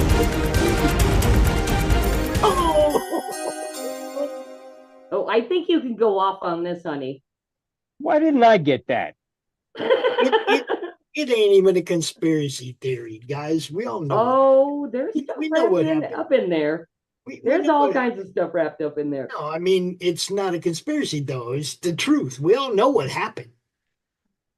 I mean, anybody that wasn't paying attention. I mean, well, explain it to our newbies in the chat that have no idea. Well, some people will say Mike Pence kind of betrayed the nation, and a whole bunch of people are pissed off about it. Some people will say it was perfectly fine, peaceful protest until somebody started shooting rubber bullets and tear gas into a peaceful crowd. Some people will tell you on one side of the building it was chaos, and on the other side of the building the cops were opening the door and letting people in. This is the most armed nation in the world. There's no such thing as an unarmed insurrection. Okay, period. End of discussion. That's mine. All right, let's throw it to the panel, but I will say that I was there on January 6th, and it was quite chaotic on the side that I was on. So, I mean, shit was going down, but when you shoot rubber bullets and tear gas into a crowd, shit's gonna go down. It's the first time I ever felt tear gas, and it kind of stings. Did you hear that? You know? She got tear gassed. You see that? What did she? Were you doing something wrong? Oh no, Pops, I was you're right. holding I a mean, sign, like trying to sell my fucking magazine. yeah, market, always marketing. But yeah, Pops, you're right. I mean, we're listening to I'm going to just say the far left side saying, "Wow, these crazy Trump Republicans, look at them. They're posing with their guns at Walmart. They're taking their guns to church. Here's a Christmas photo where everybody's got their gun. They're hunting Easter eggs with their guns. They've always got their guns. The day we decide to take over the government, everyone forgot it. You left them in. It's all bullshit. What are the odds? RJ? You bring your gun. I forgot my gun. Did you bring one? You got a spare? No, I didn't bring any. I thought they were yours. That was insurrection. I mean, seriously, they would have raised the building. They would have. It wouldn't have been. No, I ain't buying any of it, man. The cops standing to the side with people pleading to them to do something other than stand there, and they just stood there. The other part of that is the media's collusion with the hoax. Several police officers were killed by violent right-wing MAGA extremists. No, they weren't. The only person that died that day as any action by any party was Ashley, what's her name? Babbitt, but I will push back on that. She was I shot. submit that she was not shot. She was unarmed. She was shot and killed by Capitol Police, and none of the police officers died as a result of any injury they received from anyone on that day. Doc, okay, I have to I chime in here. respectfully submit that she did not die. I can explain how. It'll take a long time. I'll instead do a shameless plug. And if you'd like, if I can get your email, I will send you a PDF of it so that you can see it without having to buy it. But I wrote a wee book on the subject. It's called The Factory of Lies. And it is a fiction spy thriller that covers 3 days, January 4th, 5th, and 6th of 2021, and explains in a fictionalized manner what happened. It was a show, not unlike that movie Wag the Dog, and it was a fake insurrection, the whole point of which was to dissuade real insurrectionists from going through with their plan. Long story, but I can send it to you if you'd like. Well, I want to on the tail end of that, there's something, if you want to see what kind of the roots of all the January 6th, which I would say there's a direct line. You can go to like Oklahoma City and Waco and Ruby Ridge, but those all fall under this umbrella of a program called PatCon, aka Patriot Conspiracy. And I found out about in this book, highly recommended. It's called Aberration in the Heartland of the Real. And it was someone's PhD, but it was all about like Timothy McVeigh. But essentially exactly what you're saying is that the alphabet agencies, they try to create like a petri dish, and they try and introduce bacteria. And there's a place called Elohim City, which was where McVeigh was supposed to have gotten like radicalized by all these different.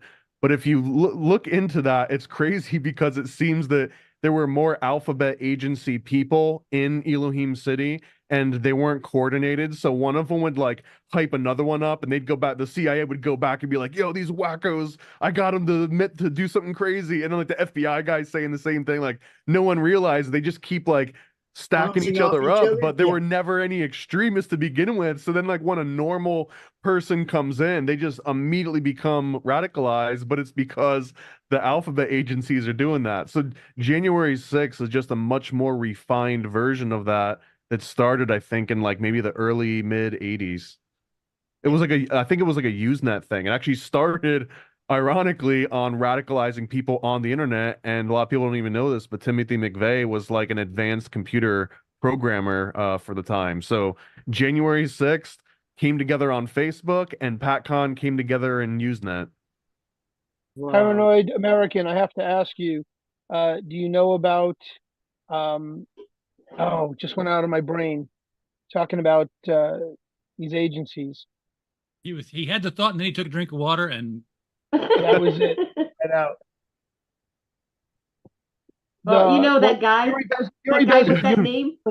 Yuri Bezmenov's article. Did you guys listen to Yuri Bezmenov's interview in 1984 when he tells the host that it's a slow burn over the next 40 years? And this was, I think it was either 1984 or 1987. The KGB officer, Yuri Bezmenov, told us what exactly was going to happen. And we didn't fucking listen. And we became the idiocracy we are today. And that movie is just foreshadowing where we are at this very fucking moment. That talk that you're referring to, I think, was also included in one of the recent Call of Duty games, like one of the Black Ops or something. It starts out with that interview in the game. So, oh shit, that's funny that they're using it now. They're bringing it back again. Why? You see, what people are the part that people don't get is, again, this wasn't an insurrection. The media sold that word to everybody. Insurrection would have been a whole fucking bunch of dead politicians. Okay. It was a setup by Nancy Pelosi and her ilk, her daughter, and this other general's son. It was a and movie. The whole thing went it was a movie. They used it as a psyop for the rest of the world to let everybody know that Trump is bad. Trump's people are all bad people. Mm-hmm. You know, the nationalists are attacking. Yeah, you've got to demonize your enemy. That's what you've got to do. One of the things, I was watching live that day, and I was watching a channel I usually don't watch because I wanted to see what the other side was saying about it. And what I ended up seeing was that Jaden dude walking through the front doors with the CNN reporter, and he said, "We did it." And he gave her a big old kiss, and she said, "You're not going to show this, are you?" And he said, "No." It was live. I saw me and Alex give knowing eyebrow raises. They were celebrating that they had breached the building. And it was a CNN reporter with him, and he's an Antifa dude, a high-up Antifa dude. Everybody knows who he was. They didn't throw his ass in prison. I mean, they came after him later. I don't know what happened to him, but they didn't go after him day one like they were. Come on. The whole thing was set up. It was sold as insurrection. You don't open the door, let people in, and say they. You know, similar things going on in England right now. Like I couldn't really contribute to this one. I don't really know much about the January 6th thing, but I saw little bits of clips of it. But in England, there's basically a manufactured race war going on right now. A lot of fake right wingers. It's a big deal. A lot of freedom of speech being cancelled and all this kind of stuff. And I work They're trying to come arrest us, bro. They're threatening to come that's what those laws are for. And that's what basically I'll bring up as a libertarian. I'll say we should be concerned about these free speech laws. And these idiots still have tallies for heads will go, "Oh, you must be far right." And you go, "No, I just don't like my government able to put us in jail for saying something." Isn't that actually everybody should be on that same fucking page, right? Yes. It's insanity. You don't listen. When you start kicking down doors and arresting people in the middle of the night for a post that might offend somebody, I'm going to need you to pick one and suck it. Okay.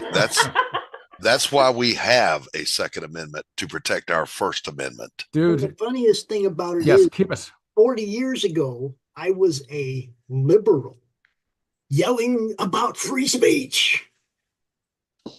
Now I'm a conservative yelling about free speech. How does that happen? I think probably almost everybody on this panel has a similar story, but I saw Alex raise his hand. He's so polite. He's so nicely dressed and polite, so I have to throw it to him. Thank you. You're very kind. Sorry to interrupt. It's just a shameless plug again. I mentioned in the book on page 165, it says G. Edward Griffin's 1984 interview of ex-KGB agent and Soviet defector Yuri Bezmenov. He'd heard him break down all the stages of the communist takeover, and he had no doubt that it was all going according to plan once again. The U.S. was destabilized by violence and unrest. A civil war was brewing, and desperate times called for desperate measures. The government would have to take charge, tighten security, abolish the republic, and transition to socialism. But socialism was really just a euphemistic name for feudalism. It sounded a bit nicer, like communism. It sounded friendly, social, community. They sound lovely in comparison to slavery, famine, gas chamber, and firing squad. And then in response to what the other gentleman said on page 193, it talks about how Jaden X, aka John Sullivan, BLM activist who'd been arrested in Utah during a riot in July, that Jaden X wearing a red MAGA hat and all of a sudden a Trump supporter. Another video can be found of him bragging to a woman, Jade Sacker, in the National Statuary Hall. Is this not going to be the best film you've ever made in your life?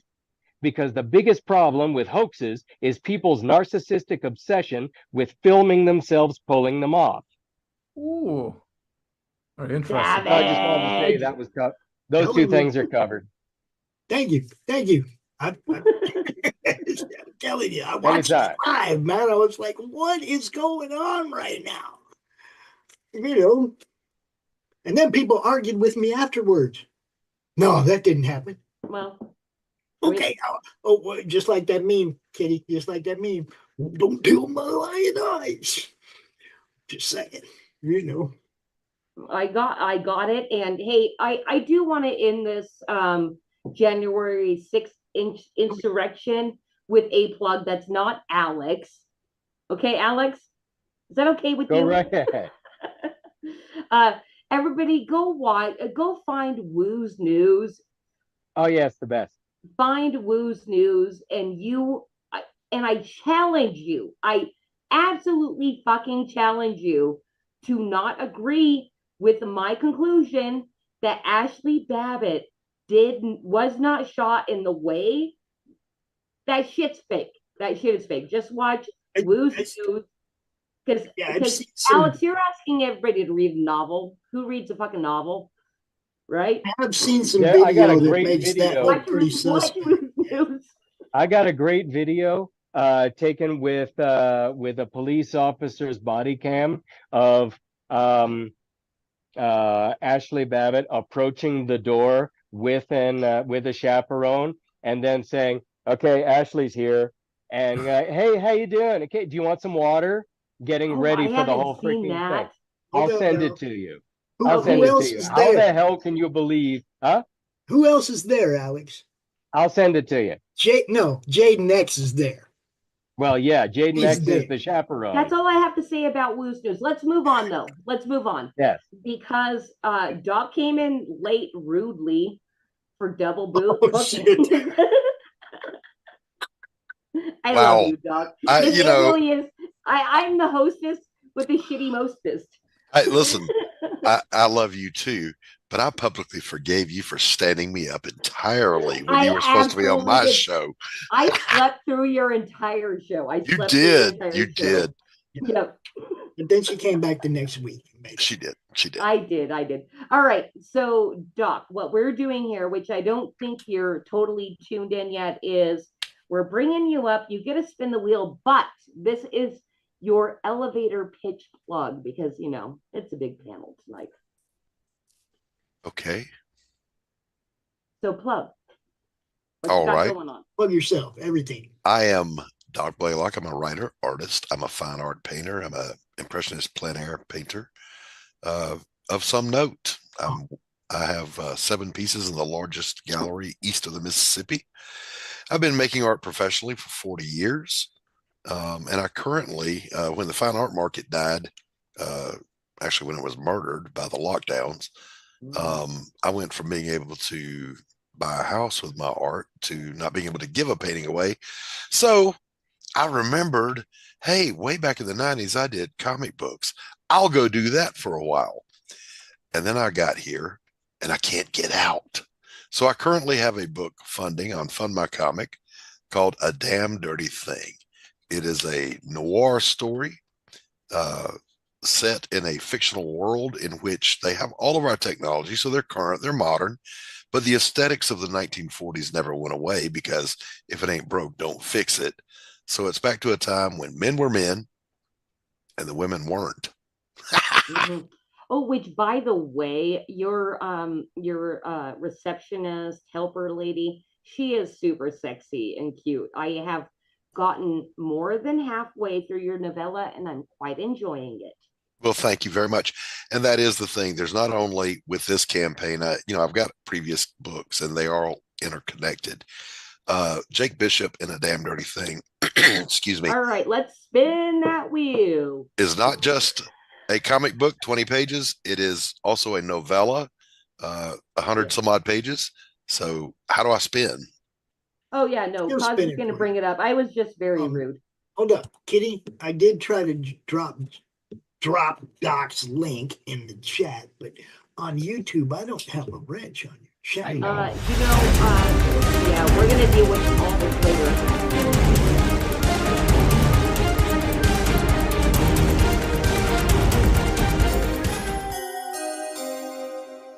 So, Doc, if you don't know, I don't think you know exactly the rules of the game.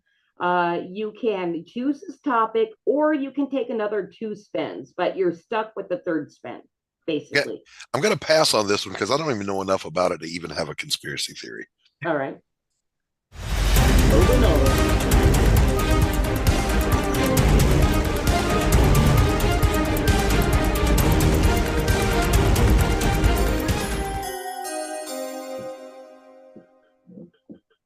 Oh, absolutely. We can talk about this one. All right, let's do Mandela Effect. I'm super excited for this one. All right, you get it started off. Yeah, I almost.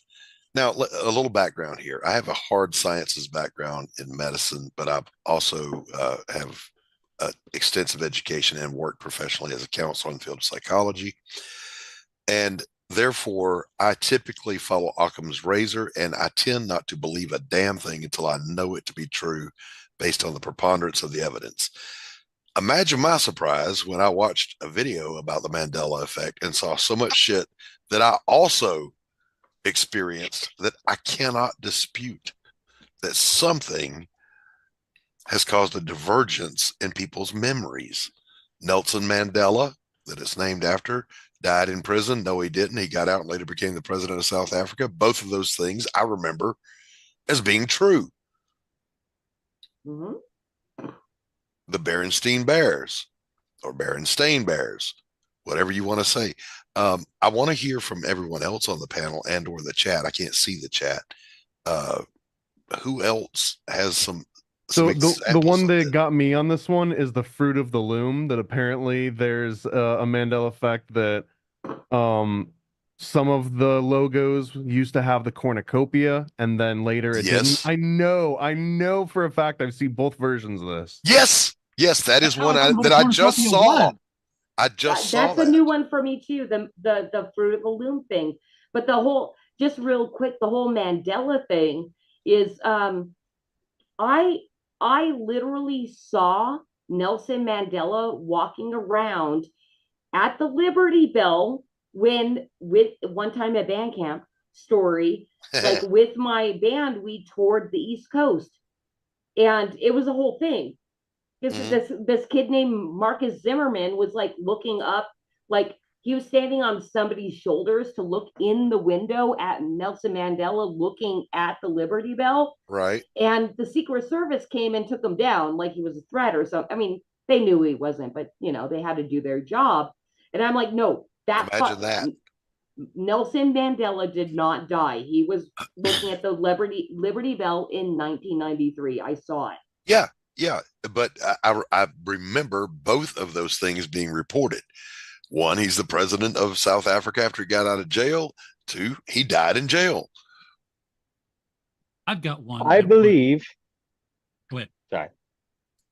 I believe that this whole Mandela effect thing is being popularized by people who are preparing to gaslight us.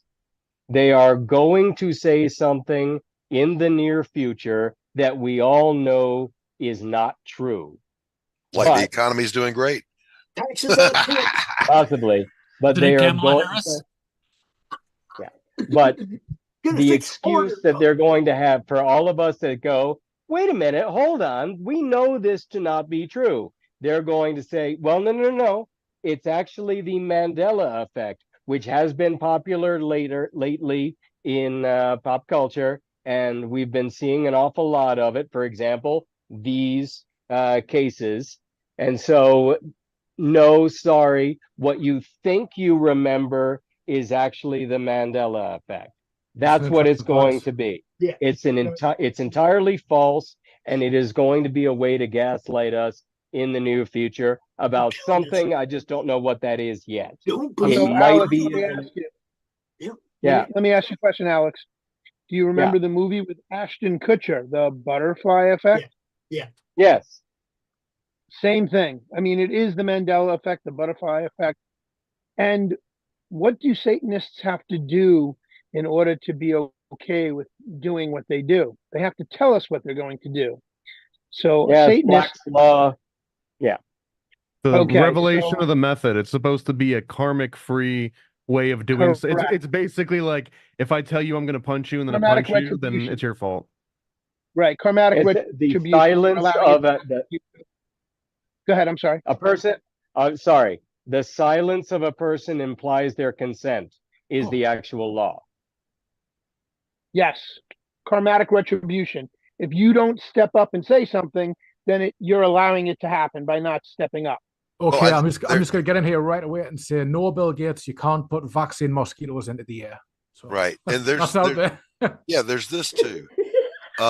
They're getting so used to and so comfortable with gaslighting everyone that you have to wonder at what point will they take it to the nth degree. You know, everybody in the world knew Joe Biden was senile. But no, he's sharp as a tack. He's sharp as a tack. These are deep fakes, cheap fakes, blah, blah, blah, blah, blah. Then the debate happened, and they were like, well, fuck, we can't sell that one anymore. And so many other things they're gaslighting right now. Don Lemon interviewed a guy in a park and said, you know, what do you think about the economy? And he goes, you know, I'm making less money than I did under Trump, and it's terrible. And Don Lemon said, no, it's not. No, he said, no, you're not. He told the guy, you're not doing worse than you know. These are people that say that men can become women and vice versa. This is the level of gaslighting. Is, Don Lemon has butt parasites and he needs to fast. But it's that level of gaslighting that could get us to exactly what Alex is saying, that, you know, now when they pull off a really big one and they gaslight you, they're going to go, oh no, that's just the Mandela effect. Well, but that doesn't, let me bring this back circle to you, and I'll throw it at you, RJ. Some more examples of the Mandela effect. Somebody help me out here. James Bond. Sinbad in that movie where he was a genie. He absolutely was in that movie. He made it back when he was to support his crack habit. Yeah, they made this straight-to-video movie. It really did exist. And then it quietly went away because it bombed, as such things do. But now they're making this big deal about it with a fake movie poster with another guy on there, which is so hard to do. I make stuff on Photoshop all the time. It's a cinch. What do you got, RJ? What do you got? James Bond, and I'm not enough of a Bond fan to remember all the titles, so forgive me on that one. But I do remember Jaws, the character Jaws. Mm-hmm. He gets a girlfriend in the movie. He sees her, she smiles at him. We all remember this scene when we saw. She has braces, yeah. No, she doesn't anymore. Wow. The Russian chick with the unibrow? No, well, I don't know. But no, it's a little girl. The whole gag of the movie was that she had these braces when she smiled at him. It's like, oh, they're made for each other. We all remember that. Yes, absolutely, yes. But no, they're pausing it and they're like, look, no braces. I'm like, is this like the raw footage and we're not seeing the CGI version that, you know? That's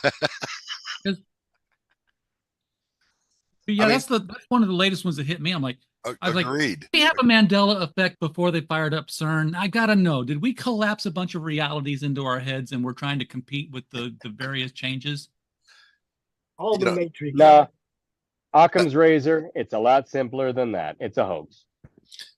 Yeah, there are tons of theories about the Mandela effect, that it's gaslighting, that it's the CERN supercluster thing. We caused a merging of realities from the multiverse.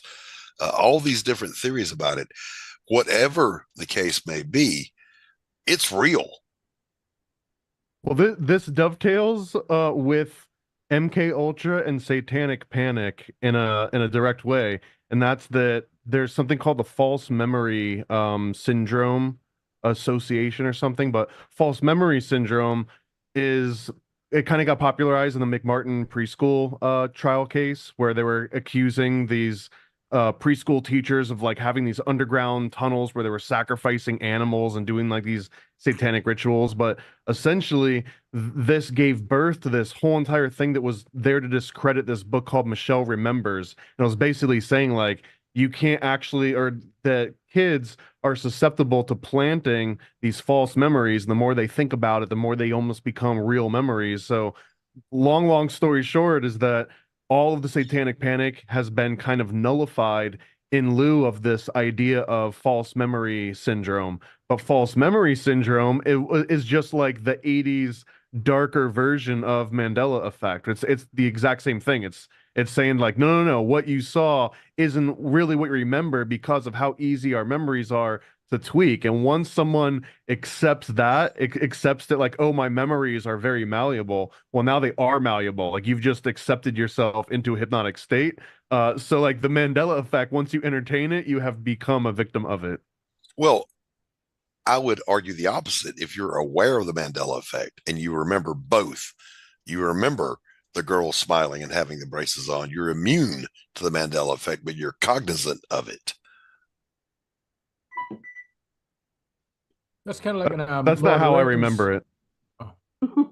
A Lord of the Rings, when Gandalf is fighting the Balrog and he's hanging onto the bridge, he goes, "Fly, you fools!" But everybody remembers it as "Run, you fools." And I had to watch it. I had to go back and watch it, and it actually does say "fly." I was like, "Oh, yes, fly, you fools!" Yeah, that's the word. Wow, the Mandela effect is endlessly fascinating to me. What I wanted to do real quick though is Batman. I want to give you a spin. Do you want to spin? I can't see the dial, but if you read it to me, yeah, roll it, let it hit, and then tell me what it is. All right, let's do that because we're coming up pretty quick on 2 hours here.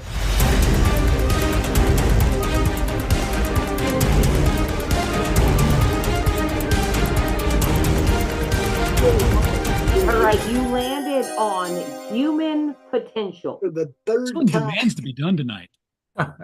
Human potential. Okay. Human potential has been stifled because we only use, if we're lucky, 10% of our actual brain capacity. There are some people who have peaked a little bit more, but I look over at my buddy Alex over there. He's got at least 15% going on. I got 12. There you go. So when you have mind over matter, this shit works. I don't care what anybody says, but I do believe in mind over matter. And you can, like, I've healed myself, but I'm also using other things to help heal myself this time. I'm using a Rife machine. For anybody who doesn't know what a Rife machine is, it's a frequency emission device that emits frequencies that helps the body heal in certain areas for certain problems and certain medical conditions that Big Pharma doesn't want you knowing about.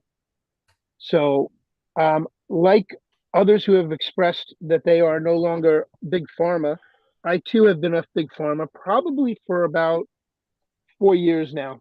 Like since just before the vaccine, I did take ivermectin because I was really sick during that whole scamdemic, plandemic, whatever you want to call it. But mind over matter, energy from the earth, grounding, this shit's real. And it has potential to help us open up our human potential to expand our abilities to do more and more with everything we've got.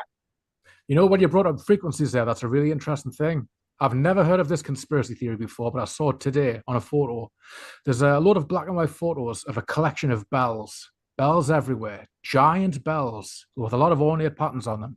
And they used to be in our churches, they used to be all over the place, and like in the middle of like giant monuments. And the theory goes these bells had some kind of power to them, some kind of either healing power or energy power. And it's like what Tesla says, that are the secrets of the universe of frequency. Now, why would we take them all down? Maybe they're just old. I don't know. But maybe it's got something to do with that, the whole frequency thing. I want to correct one thing. The thing about only using 10% of your brain is a myth. We use all of our brain all the time. It's more specifically that we use a small part of our brain for executive decision making, for higher order thinking. Having said that, I do know, for example, that the placebo effect is a very real thing. It's been tested. It passes the sniff test. You can repeat the experiment, get the same sort of results. So does the brain have the power to do things that we ordinarily would not accept? Absolutely, it does. I wanted to tag in too that you mentioned the Rife machine, and I've got my Rife coil right here. I've got two of them, the huge ones. But I actually have like a 2-hour video where I go through with Matt Rife, who's a relative of Royal Rife, of going through like exactly how to set up the Rife machine and like calibrating it and using it. And I caught a buzz off of some frequency. We were going through turning frequencies, and all of a sudden I got like a burst of just like euphoria almost. Like I can't even describe it, but it was wild. Yeah, cerebral endorphin rush. I found out recently that babies that are crying can be made to stop crying by hitting certain notes on this little bowl that people are hitting with a mallet. And so I thought you were going to say hitting the babies. Yeah, hitting the babies. It also works. If you hit the baby strategically in various parts of its head, he'll shut up. But no, so I got a recording of this metal bowl being hit with a mallet, because I don't fancy carrying this bowl and mallet around with me. But instead, I got this supercomputer on my pocket that records stuff. And so I got a recording of this. And whenever my new nephew or my new godson or any of the people who bring babies into my restaurant, those babies start crying, I walk up behind them with this recording on my phone, and I press play, and I hold it up to the baby's ear, and you go, and I hold it, and then they calm the hell down. So I think there's something to what you're saying about vibrations and frequencies. You know, I heard that might be down there, because I've seen wolves do it as well. If a wolf howls next to a crying baby, the baby knows to be quiet. So I think that might be kind of like a survival thing. We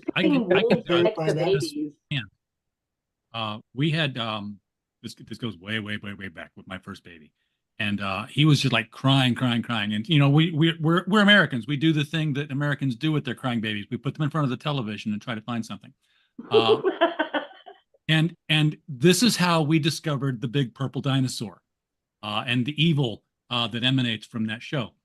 Because it was like we'd put it to one show. It's just as soon as we hit the dinosaur, it was like this feeling just fell over him of quiet.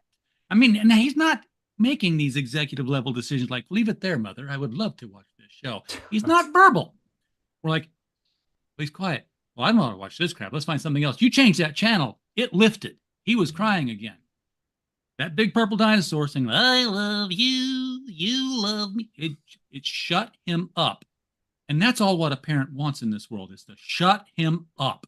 And which is why we turned on Barney into so many houses in our neighborhood. And there's a conspiracy theory you can put on the wheel. Now I feel sad that you said, shut the fucking baby up. And why I think so many young parents like have regrets later in life. It's like, Oh, I wish I had a crying baby in the house now. And No, why, we me have the book. personally, It'll I'm help you looking sleep. forward to it being a grandma because I want to ohm into its ear, basically, like Alex said. You know, I'm like, ohm. When my oldest son was a newborn and he would start to cry, I didn't baby talk to either of my children. I spoke in this voice, and they would always calm down when I talked to them or read to them. And my wife was so distraught that she couldn't do this that she brought it up to the pediatrician, and he said, "No, your husband has a very deep voice, and it's probably resonating at the same frequency as that baby hearing your heartbeat inside of the womb. And so that's peaceful." So yeah, there's something to it. All I gotta say is young people have babies. Yes, absolutely have babies. The world is not overpopulated. Bust that myth. Not at all. I read somewhere that you can fit all the people in the world right now in the state of Texas. If it wasn't a desert, you could fit them all in the state of Texas. There's plenty of room for everybody. Yes, there's plenty of room. All of that is garbage. You talk about a conspiracy theory, population control. Fuck. Thank you. I am going to add that to the wheel for whoever happens to have the misfortune on coming on a future creative chaos. Maybe right. All you gotta do is look at the WEF, and you know that's true. Shit. If you don't mind my jumping in with this, I think going back to what you mentioned about the movie Idiocracy, I think that movie and other stories like that exist to justify population control in the minds of the malleable public. Yeah.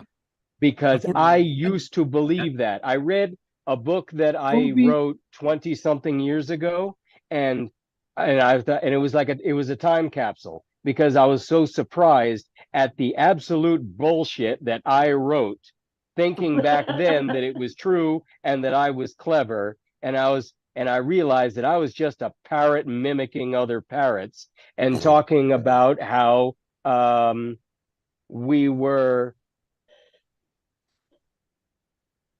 No, I'm not going to say it, but I was parroting the same nonsense about how population control was necessary, and people were just creating poverty factories by chunking out babies that they couldn't support. And it wasn't until 20 years later, and I realized just how freaking wrong I was, and I was just repeating bullshit that I heard. On the point of movies implanting ideas about depopulation, a big one is Avengers, the one where Thanos snaps his fingers and half the universe disappears. If you notice, wait a minute. Go ahead. I just wanted to ask if everybody knows Steve Mnuchin. Does everybody know who Steve Mnuchin is and what he represents? Yeah.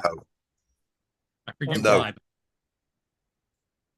Who said no? Let Lee finish what he was saying, and then tell us about. So when Thanos snaps his fingers and half the universe disappears, a lot of people, if you look at like Watch Mojo, I don't know what you guys have in America, but like a top 10 countdown or whatever, you'll always see people saying, "Oh yeah, Thanos was one of those villains who was actually right." Yeah, they do. It keeps coming up, and you go, "That's propaganda." Because if you look around the world, if you look at the open fields, there's not too many people for the world. There's too many people for the next system. There's too many people for the slave system where everything's automated, and they can't handle all these slaves who are eventually going to figure it all out. Right. I'm getting depressed. Have you noticed something? Leftist propaganda is very strong towards lowering the population. Leftists are pushing homosexuality, abortion, getting married later in life, not tying yourself down with children. Even Alexandria Ocasio-Cortez was. I watched her chopping vegetables to prepare her dinner and just talking into her phone and saying, why don't you think about not tying yourself down with babies? And I noticed that at that time, seem obvious, right? It's all obvious. I don't know about you, but I'm being bombarded on Facebook with articles about how many millions of dollars having a baby will cost me once all of these costs are accumulated at the end of 18 years. All of these things to dissuade me from reproducing, but it's all coming from the left. The right side of the political spectrum is recommending you to get married and have children. And it looks like the Democrats are trying to push their own followers to push themselves into extinction. Yeah, let me build on that. Let me build on that. You've got this thing of you're overpopulating the earth, we're destroying the earth, global warming, and there's literally here in town, there's a billboard that's a picture of the planet Earth. And it says, there is no Earth 2.0, take care of this one. And right below it, God bless them, First Baptist Church posted the verse that said, and behold, I saw a new heaven and a new earth. And below it, it says, the earth is never meant to be an infinite resource. Boom. Well, there's something I need to point out because I'm a leftist and I've got a big old leftist library here. The first time I heard the word left was Ben Shapiro, and he spat it out like a swear word. And this is back before in England, we don't actually have left and right. Or we didn't until we started listening to you Americans. And when you hear what left and right is, it's an interesting concept because when you look at leftism and rightism, like I say, I'm going to define it, and maybe you guys can too. But what I'm going to say, what everybody really is criticizing, and I criticize it too. I criticize the same thing you guys are. I would call it wokeism, because what leftism is really, and I hear the word like a swear word, leftism is the people owning the means of production. It's workers' rights. If you're a worker, you should be on the left, really. And if you're on the right, you're for tradition. That's how I would define it. And the thing I argue against is wokeism, but I consider myself on the left because I'm a workers' rights guy. In England, that works.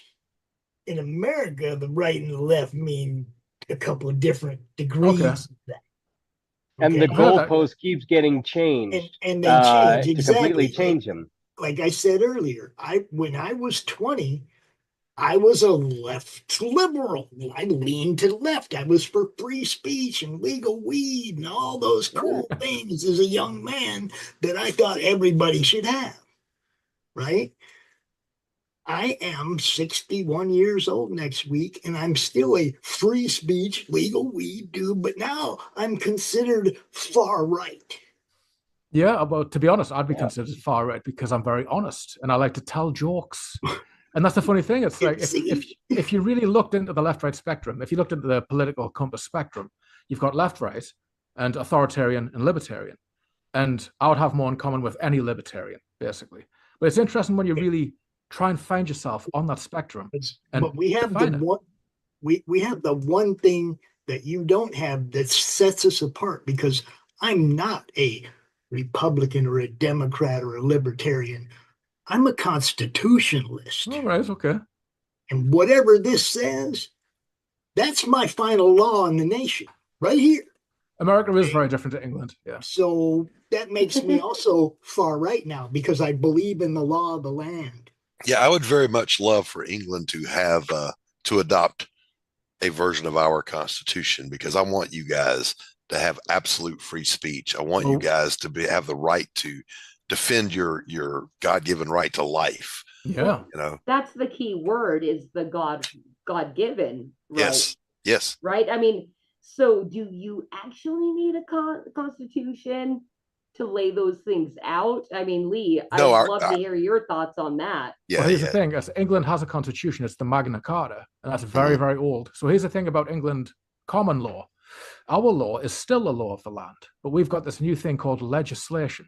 And politicians make up legislation, and it becomes the new law by consent. So if we don't consent to it, we're not subject to it.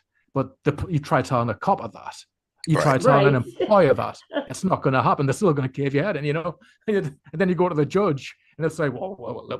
But I've heard a lot of interesting stories from the common law guys, where basically, if you don't address yourself as you, basically you're a free man. And if you don't stand when the court says all rise, You're representing yourself as a living human. Don't quote us on that. But there's a weird common law thing where they're presuming your legislation, like you're a legislation guy and not a common law guy. And there's a weird kind of gray area on that. Yeah, they try to play with that here with like sovereign citizens and whatever. And those guys, of course, they're a fucking joke.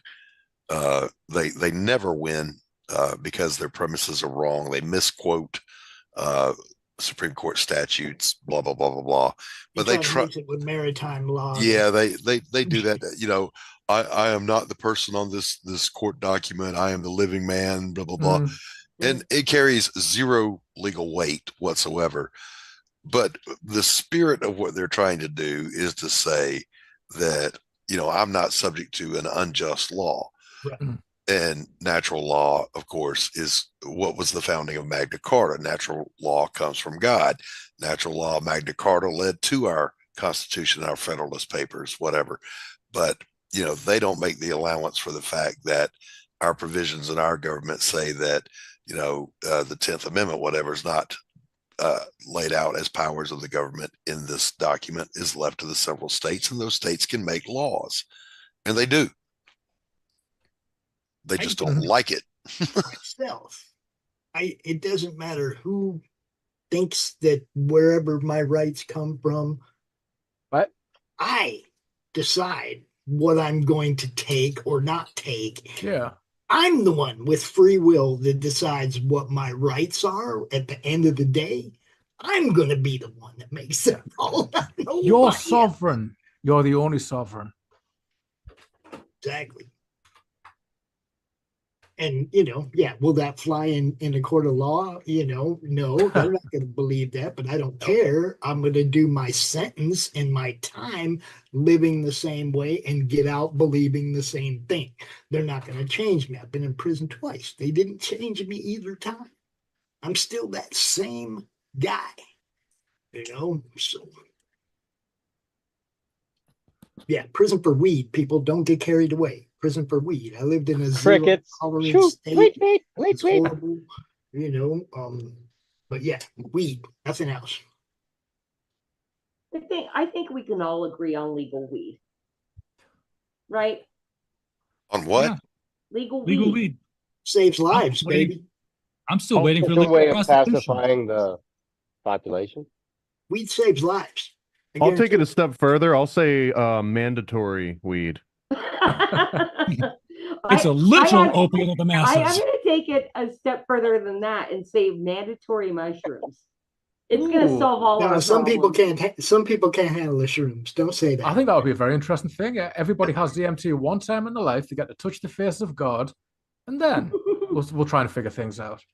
All right. I think on that note, we're going to wrap it up. But I do have tonight a live read. I think all of you have participated in this in one way or another. And I almost did not put this in the show tonight. And I'm like, bruh, what the fuck you thinking, Christy? Like, we have all these dudes here, and we have this really fun conspiracy parody of Jerks of Joke Island meet ancient avians. And I think pretty much everybody here knows Oka Island and ancient aliens, right?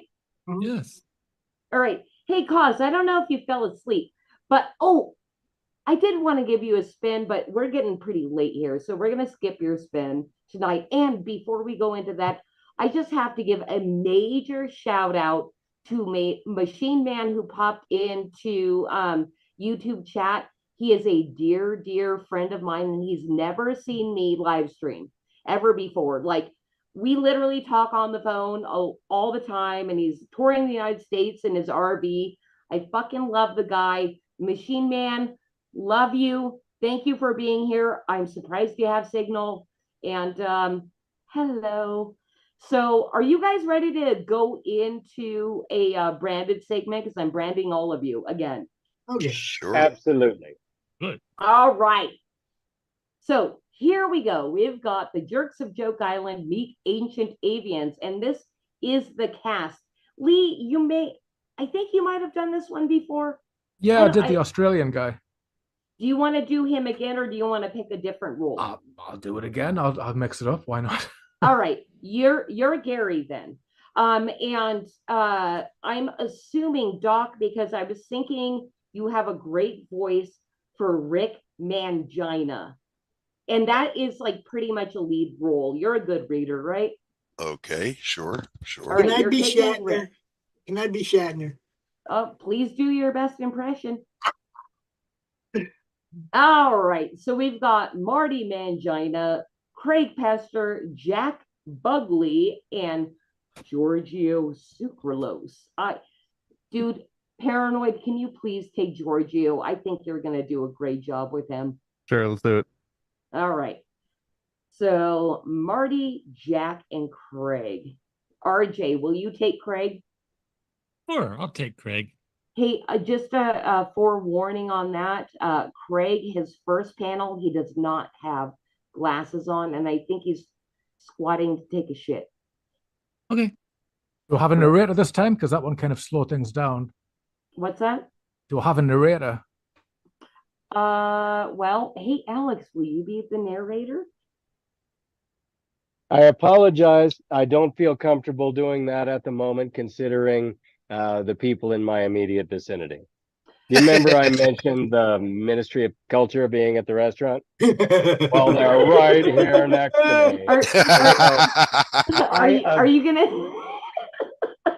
Are you gonna sit back and listen then? I courteously abstain. I mean, I'm sitting here trying to pretend like I'm a normal person to not embarrass my wife, and all right. failing miserably. I will. So I courteously abstain from participating in this for the next few minutes. All right, yeah, no, you just sit back and watch, and I will take narrator, and all I need is a Jack Bugley. Who's still here? Does everybody have a role? Lee, no. Lee, okay. Jack, I need a Jack. Batman can be Jack. Where's Batman? Yeah, Batman, you still here? Can you take Jack? Okay. All I can take right. Jack. Here we go.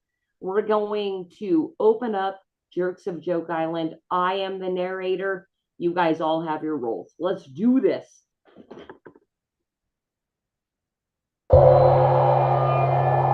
For Rick and Marty Mangina and crew, it's the first day back shooting another season of their long-running cable show on a tiny island off the coast of Canada.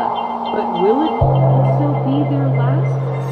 The Jerks of Joke Island meet ancient aliens.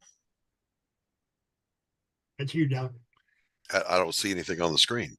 Oh, hey. Oh, you got to pin. Yeah, pin Cosmac Grandpa's screen. You might have to scroll over on the top to get to him, and then you have to hit the dots. I'm looking. I'm screwing up completely. All right, Cosmac Grandpa, the dots, pin, got it. So this is me. I'm Mangina, right? Yeah. Or this guy, the Anthony Romano lookalike. So, guys, who's ready to find gold treasure today?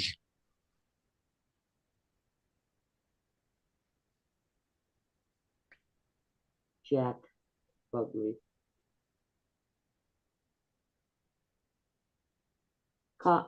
Batman, that's you.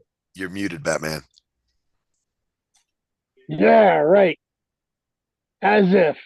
You wish. I'm sorry. Were any of those sentences? Rick, after 11 years of this, all I want to find is the standing toilet. I'm tired of squatting over borehole C15.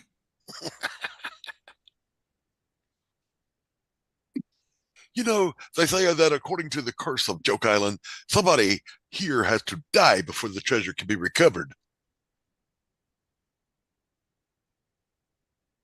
Never did assign him. Who's that guy? We didn't assign him. I got $40 on Craig Pester. Who wants to take that action? I think it's going to be Gary. Gary, who do you think it's going to be? I hope it's not the guy with the backhoe. No one knows how to drive that thing. Oy vey! Today we're drilling down 300 feet through solid bedrock to take core samples, as our ground-penetrating radar has indicated the presence of an open chamber. And now, to reveal the bounty. Dirty diapers, an old toaster. Are we being punked? We've been drilling in a garbage dump. The summers are nice, though. Meanwhile, team members Gary Dregson and Jack Bugley use a metal detector to search for ancient artifacts buried in the woods. It's a penny, mate. Just look at it. What a beauty. Great. I'll just log it, date it, and file it in Gary's giant friggin' pile of old nails. My contract promised I'd be rich by now. These guys are lucky I can't get a cell signal to call my agent. Oh, don't be such a negative Nigel or Nathan. We could hit it big at any moment.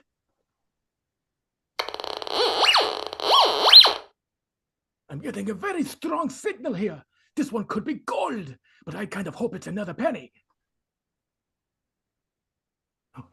Start digging. Harder. Dig faster, mate. Faster. Okay, geez, calm down. All I have is a spoon. Sounds like something big. I bet it's a massive tool of some kind.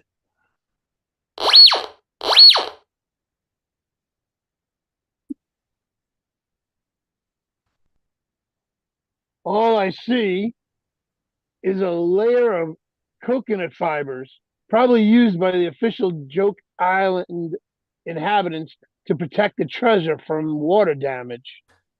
Pull it up. Let's have a look at it.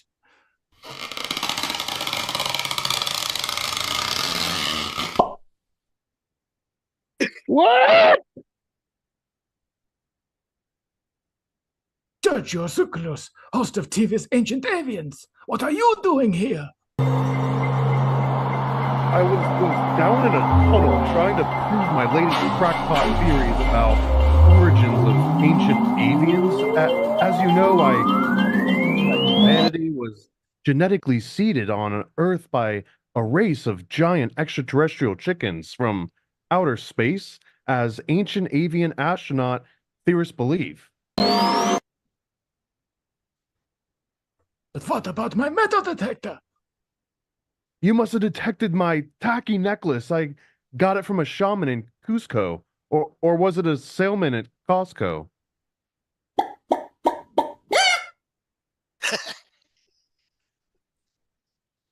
Our ancient overlords, they've finally returned. I pledge my fealty. That's tonight's supper, stupid. Meanwhile, Guys, I'm super excited to welcome back to Joke Island our old friend and frequent paranormal TV show host and guest, William Shatner. So, I see that this island is full of giant boreholes. Yes, we've been drilling for 11 years.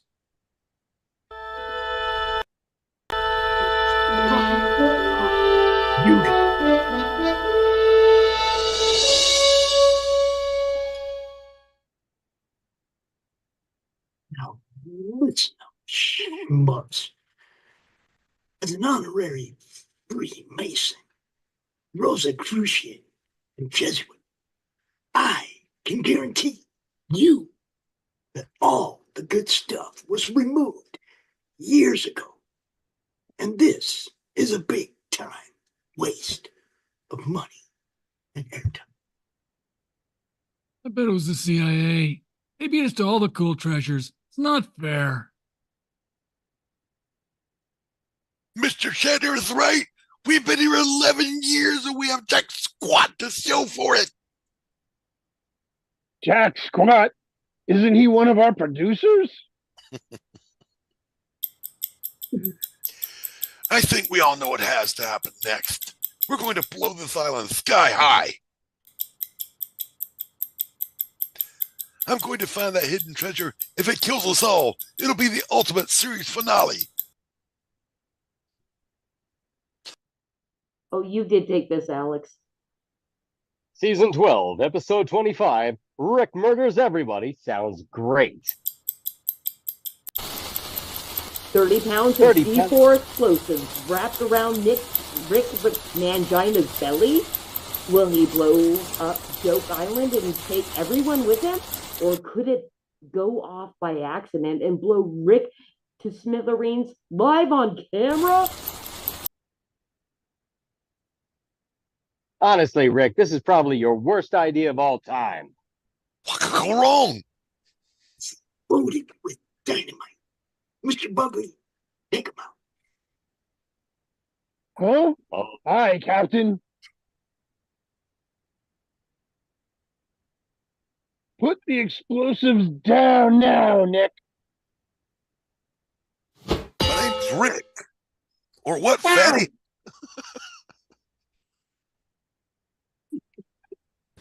If your punk ass can take me down, I'm too cagey for you, kid. And unlike Bill, I do all my own stunts. 3 years old. Wow.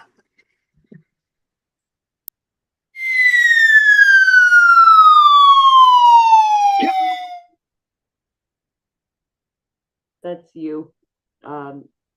Pops. Pops.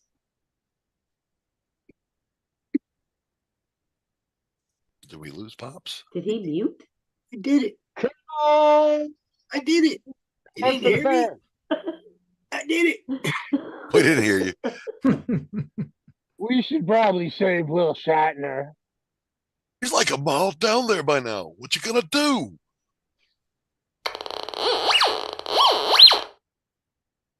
Whoa, guys, the legend was true. We just found the treasure. It's Shatner's wallet, and it's full of gold cards and crypto passwords.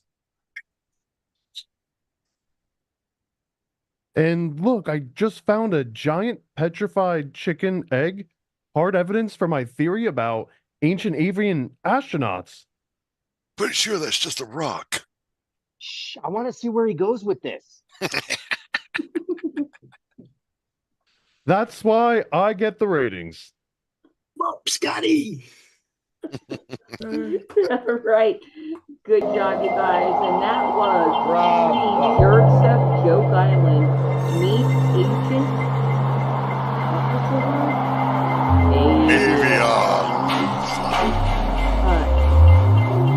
Thank you for adding to the shit show tonight, you all. That's a good job. Bravo, cast. Bravo. And I gotta say, Machine Man over on YouTube says, some of you guys, only some. So we have to figure out who he's leaving out of this. Some of you guys have great voices for this. Doc is a voice actor. Doc does this. He knows.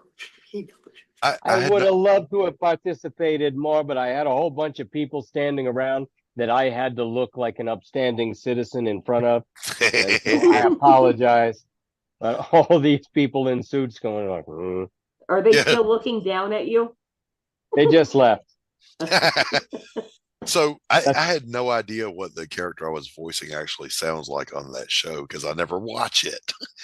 I've seen enough clips from it and from Ancient Aliens to enjoy the satire of it all. But I'm not invested in them, so I don't know. Yeah. It really doesn't matter. We're on a live stream. I mean, who does this? Who does live reads of their own IP and original content? I've never seen anybody do it. You do, RJ? I did it. He does it. Yep. I have to watch you guys more. Yes, you should. Everybody should. I'll be doing it this Friday with Golden Age Comics over on Mike Walters' channel, The Mic Stand. There you go. There you go. You know, I do the narration. I do the narration for all the comics. All right, guys. Well, let's go ahead and close it out for the night. We are about 20 minutes over our regular runtime. And I wanted to have a backstage after party too, that none of you losers out there in YouTube land get to be here. So, And that's all I before have you to say about go, that. please, before you go, make sure you hit the like, hit the subscribe, and thumbs up or red pill us over on the foxhole. That's right. And you're Please. totally not Yeah. losers if you do that. That's right. That's the only way to escape loserdom. All right, cool. Well, real quick, let's just go around the circle for final plugs. So, Batman, you're gonna handle it for you and Cause. And wait, hold on, Cause, if you want to come out, we'd love to see you in your hat tonight. My fantastic producer extraordinaire, Cosmac Grandpa. I see him way down in the corner on the right hand corner. Is that your fantastic hat? There you are. It's nice. You know what? I actually Carbon think fiber. I think you know better than Batman where you guys all stream. So why don't you plug yourself first, Cause? All right. Well, you can find Three Beer Men on Sunday nights or Sunday afternoons, depending on where you are, 7 p.m. Eastern, 4 p.m. Pacific on Foxhole, YouTube. No, not YouTube. Not YouTube. Foxhole, DLive, Rumble, Odyssey, Twitch, and now X. As of this week, we are blue check verified, and we are going live on X again on Sunday. All right. That is fantastic. You guys, Three Beer Men, if you like beer and want to keep politics out of you guys have a great show. I really do love Three Beer Men. Go check them out. And I just got to say what's up to Ben Sullivan, our lead parody artist, who said, "Nice job, everyone." That was the strangest Australian accent, though. Well, I'm really good at Australian Lee. accents. He's your fellow Flip City contributor, giving you shit. All right, Batman, we're skipping you. And Alex, where should everybody find you? Please find me on YouTube at The Villain's Voice. I'm also now on TikTok and Twitter under the same handle. And please look for my books on Amazon. I'd appreciate it. And if you enjoy the books, I would appreciate a review, please. Lie if need be. Cheers. That makes all the difference, actually. Feed that algorithm, people. All right, Pops. I'm Pops Van Zant from the Madness Comic Network, where we have 25 weekly shows, and I do mean weekly. And then we have some that are just random. They happen sometimes. One of them's called Comic-Related Unboxing, and tomorrow I will be unboxing this from Sinopa Publishing, which he was on the show Monday Madness with us. And he said, "Hey, get my book. You'll get that thing in your hand in no time." And I was like, we're gonna put Sam to the test yet again. And sure enough, it's Thursday and it got here today. So that's the kind of stuff we do. Tomorrow, ADHD Theater, 9 p.m. Freewheeling Fridays at 11 p.m. That's it. And RJ, you go. I am RJ Carter. You can find us at Critical Blast on all your social medias. You can also go to criticalblast.com, where you can find out more about, on the front page, just what's going on in pop culture. Sometimes we actually put articles up there. Hit the tabs, find out what we're reading for our publishing, because we do publish original material that we take control of, such like the Fables Next Door, which was the last anthology we just did. We are currently reading through the end of the month for Gods and Services new location. And of course, if you want to see the stuff we've already done, hit the tab that says bookstore, and you will find not only Fables Next Door, but up to about 45 to 60 other books that we have done. We just published 6 books this week, and the week's not over yet. So that's freaking awesome. I love that. All right, go Paranoid America. I feel like I probably have a comic about every single topic that came up tonight, and just to prove it, I'll just list some of those off. There's my Time Samplers comic, which goes into Federal Reserve and a whole bunch of other it's kind of my kitchen sink. I've also got a comic coming out called TitanicComic.com. It's all about Titanic conspiracies.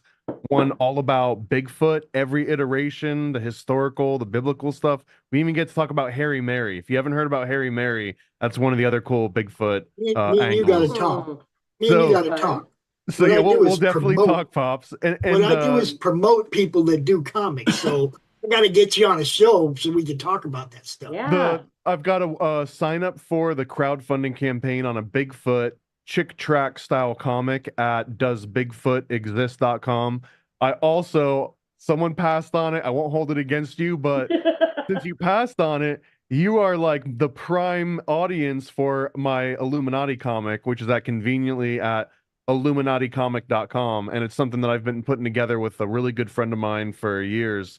And it goes into the whole historical background of where they came from, their rise and their fall. It was only lasted for maybe 2 decades.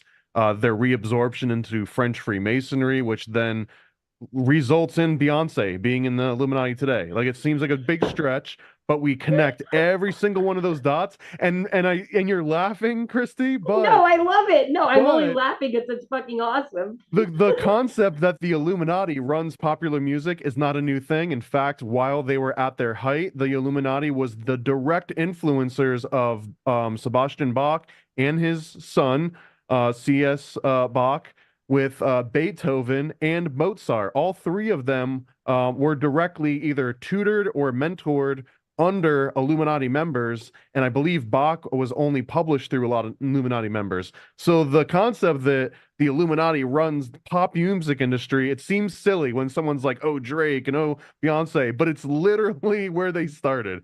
So yeah, if you like all that stuff and more, paranoidamerican.com. No, literally, I laugh when my mind is blown, and that's why I love you so much, Thomas of Paranoid American. All right, Lee, go. Okay, so basically you find absolutely everything on me on leesimpsonart.com. But my main one right now is on YouTube, Shot Hot Design, all one word. And if you want to find the one that definitely won't get cancelled, it'll be on BitChute as Scamdemic TCG. That's me. With a ton of fantastic artwork. Go, Doc. Yeah, I'm Doc Blaylock. I'm the writer and artist behind Pariah Blood and Mud, the upcoming Pariah Sanctum of Hate, and A Damn Dirty Thing, a Jake Bishop novel. I've got a YouTube channel. Look for Doc Blaylock, just like my name down there. I'm the only Doc Blaylock on YouTube right now. There is now a Dr. Blaylock, but he's going to try to sell you vitamins, so fuck him. You can find me on Twitter, Doc Blaylock 8404 8404. And he does a show. Oh, yes. All right. And Wednesdays at 1 p.m. Eastern. And that's the show. I thought Pops was saying that's the show. He was closing out for me.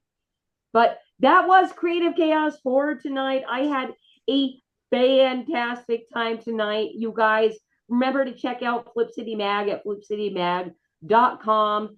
Give us money. It's not a lot of money. It's just like little bits here and there. Like, we're trying to influence culture along with everybody else on this panel tonight.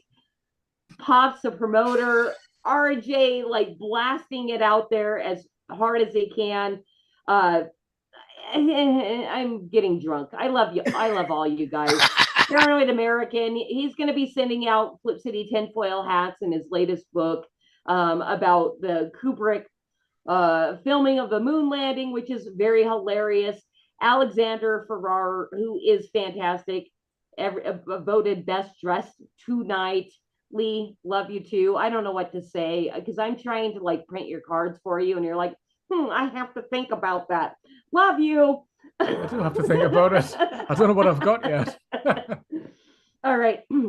Let's close out Creative Chaos tonight, and we will see you next week. I do not have a guest booked, but let's say goodnight for tonight. Thank you, Cos and Batman, for always being here and being super awesome. Of course, Vulcan Lives and George Washington Next. My mod's over on Twitter, and I can't believe I'm talking this much. And we're going to talk backstage, y'all. Bye, front end. Bye, guys. Peace out.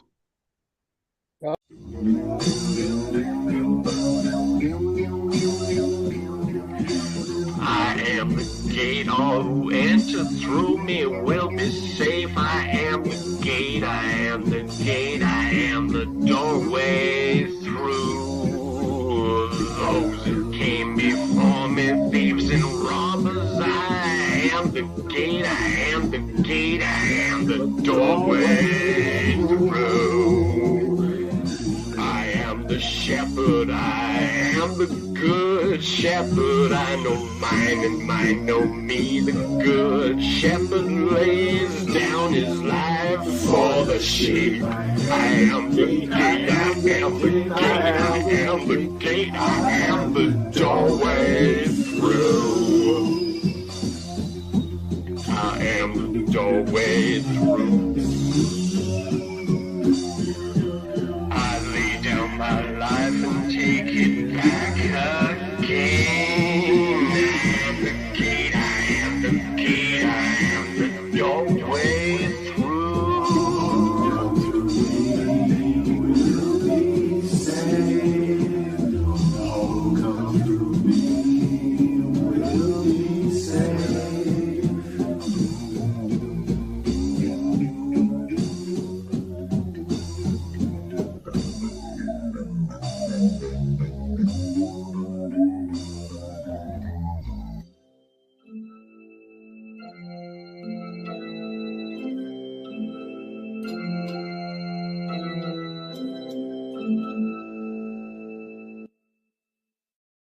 I was on stage with no pants on, and the audience, they were all clones of my old friend and business partner, Ted, and I was being forced at gunpoint to give the crowd a lecture in defense of crack whores.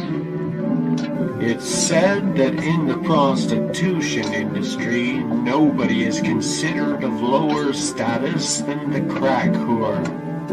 Because she doesn't work for money, she works for crack. I think that's an awful state. Somebody should stick up for these poor women and let them know that they're not the lowest. The lowest is the snack whore. The crack whore is doing it at least because she's in the grips of some tragic addiction, whereas the snack whore, she does it for little biscuits or crackers. That's barely even a reason. Those little cheese pieces with the red wax around it.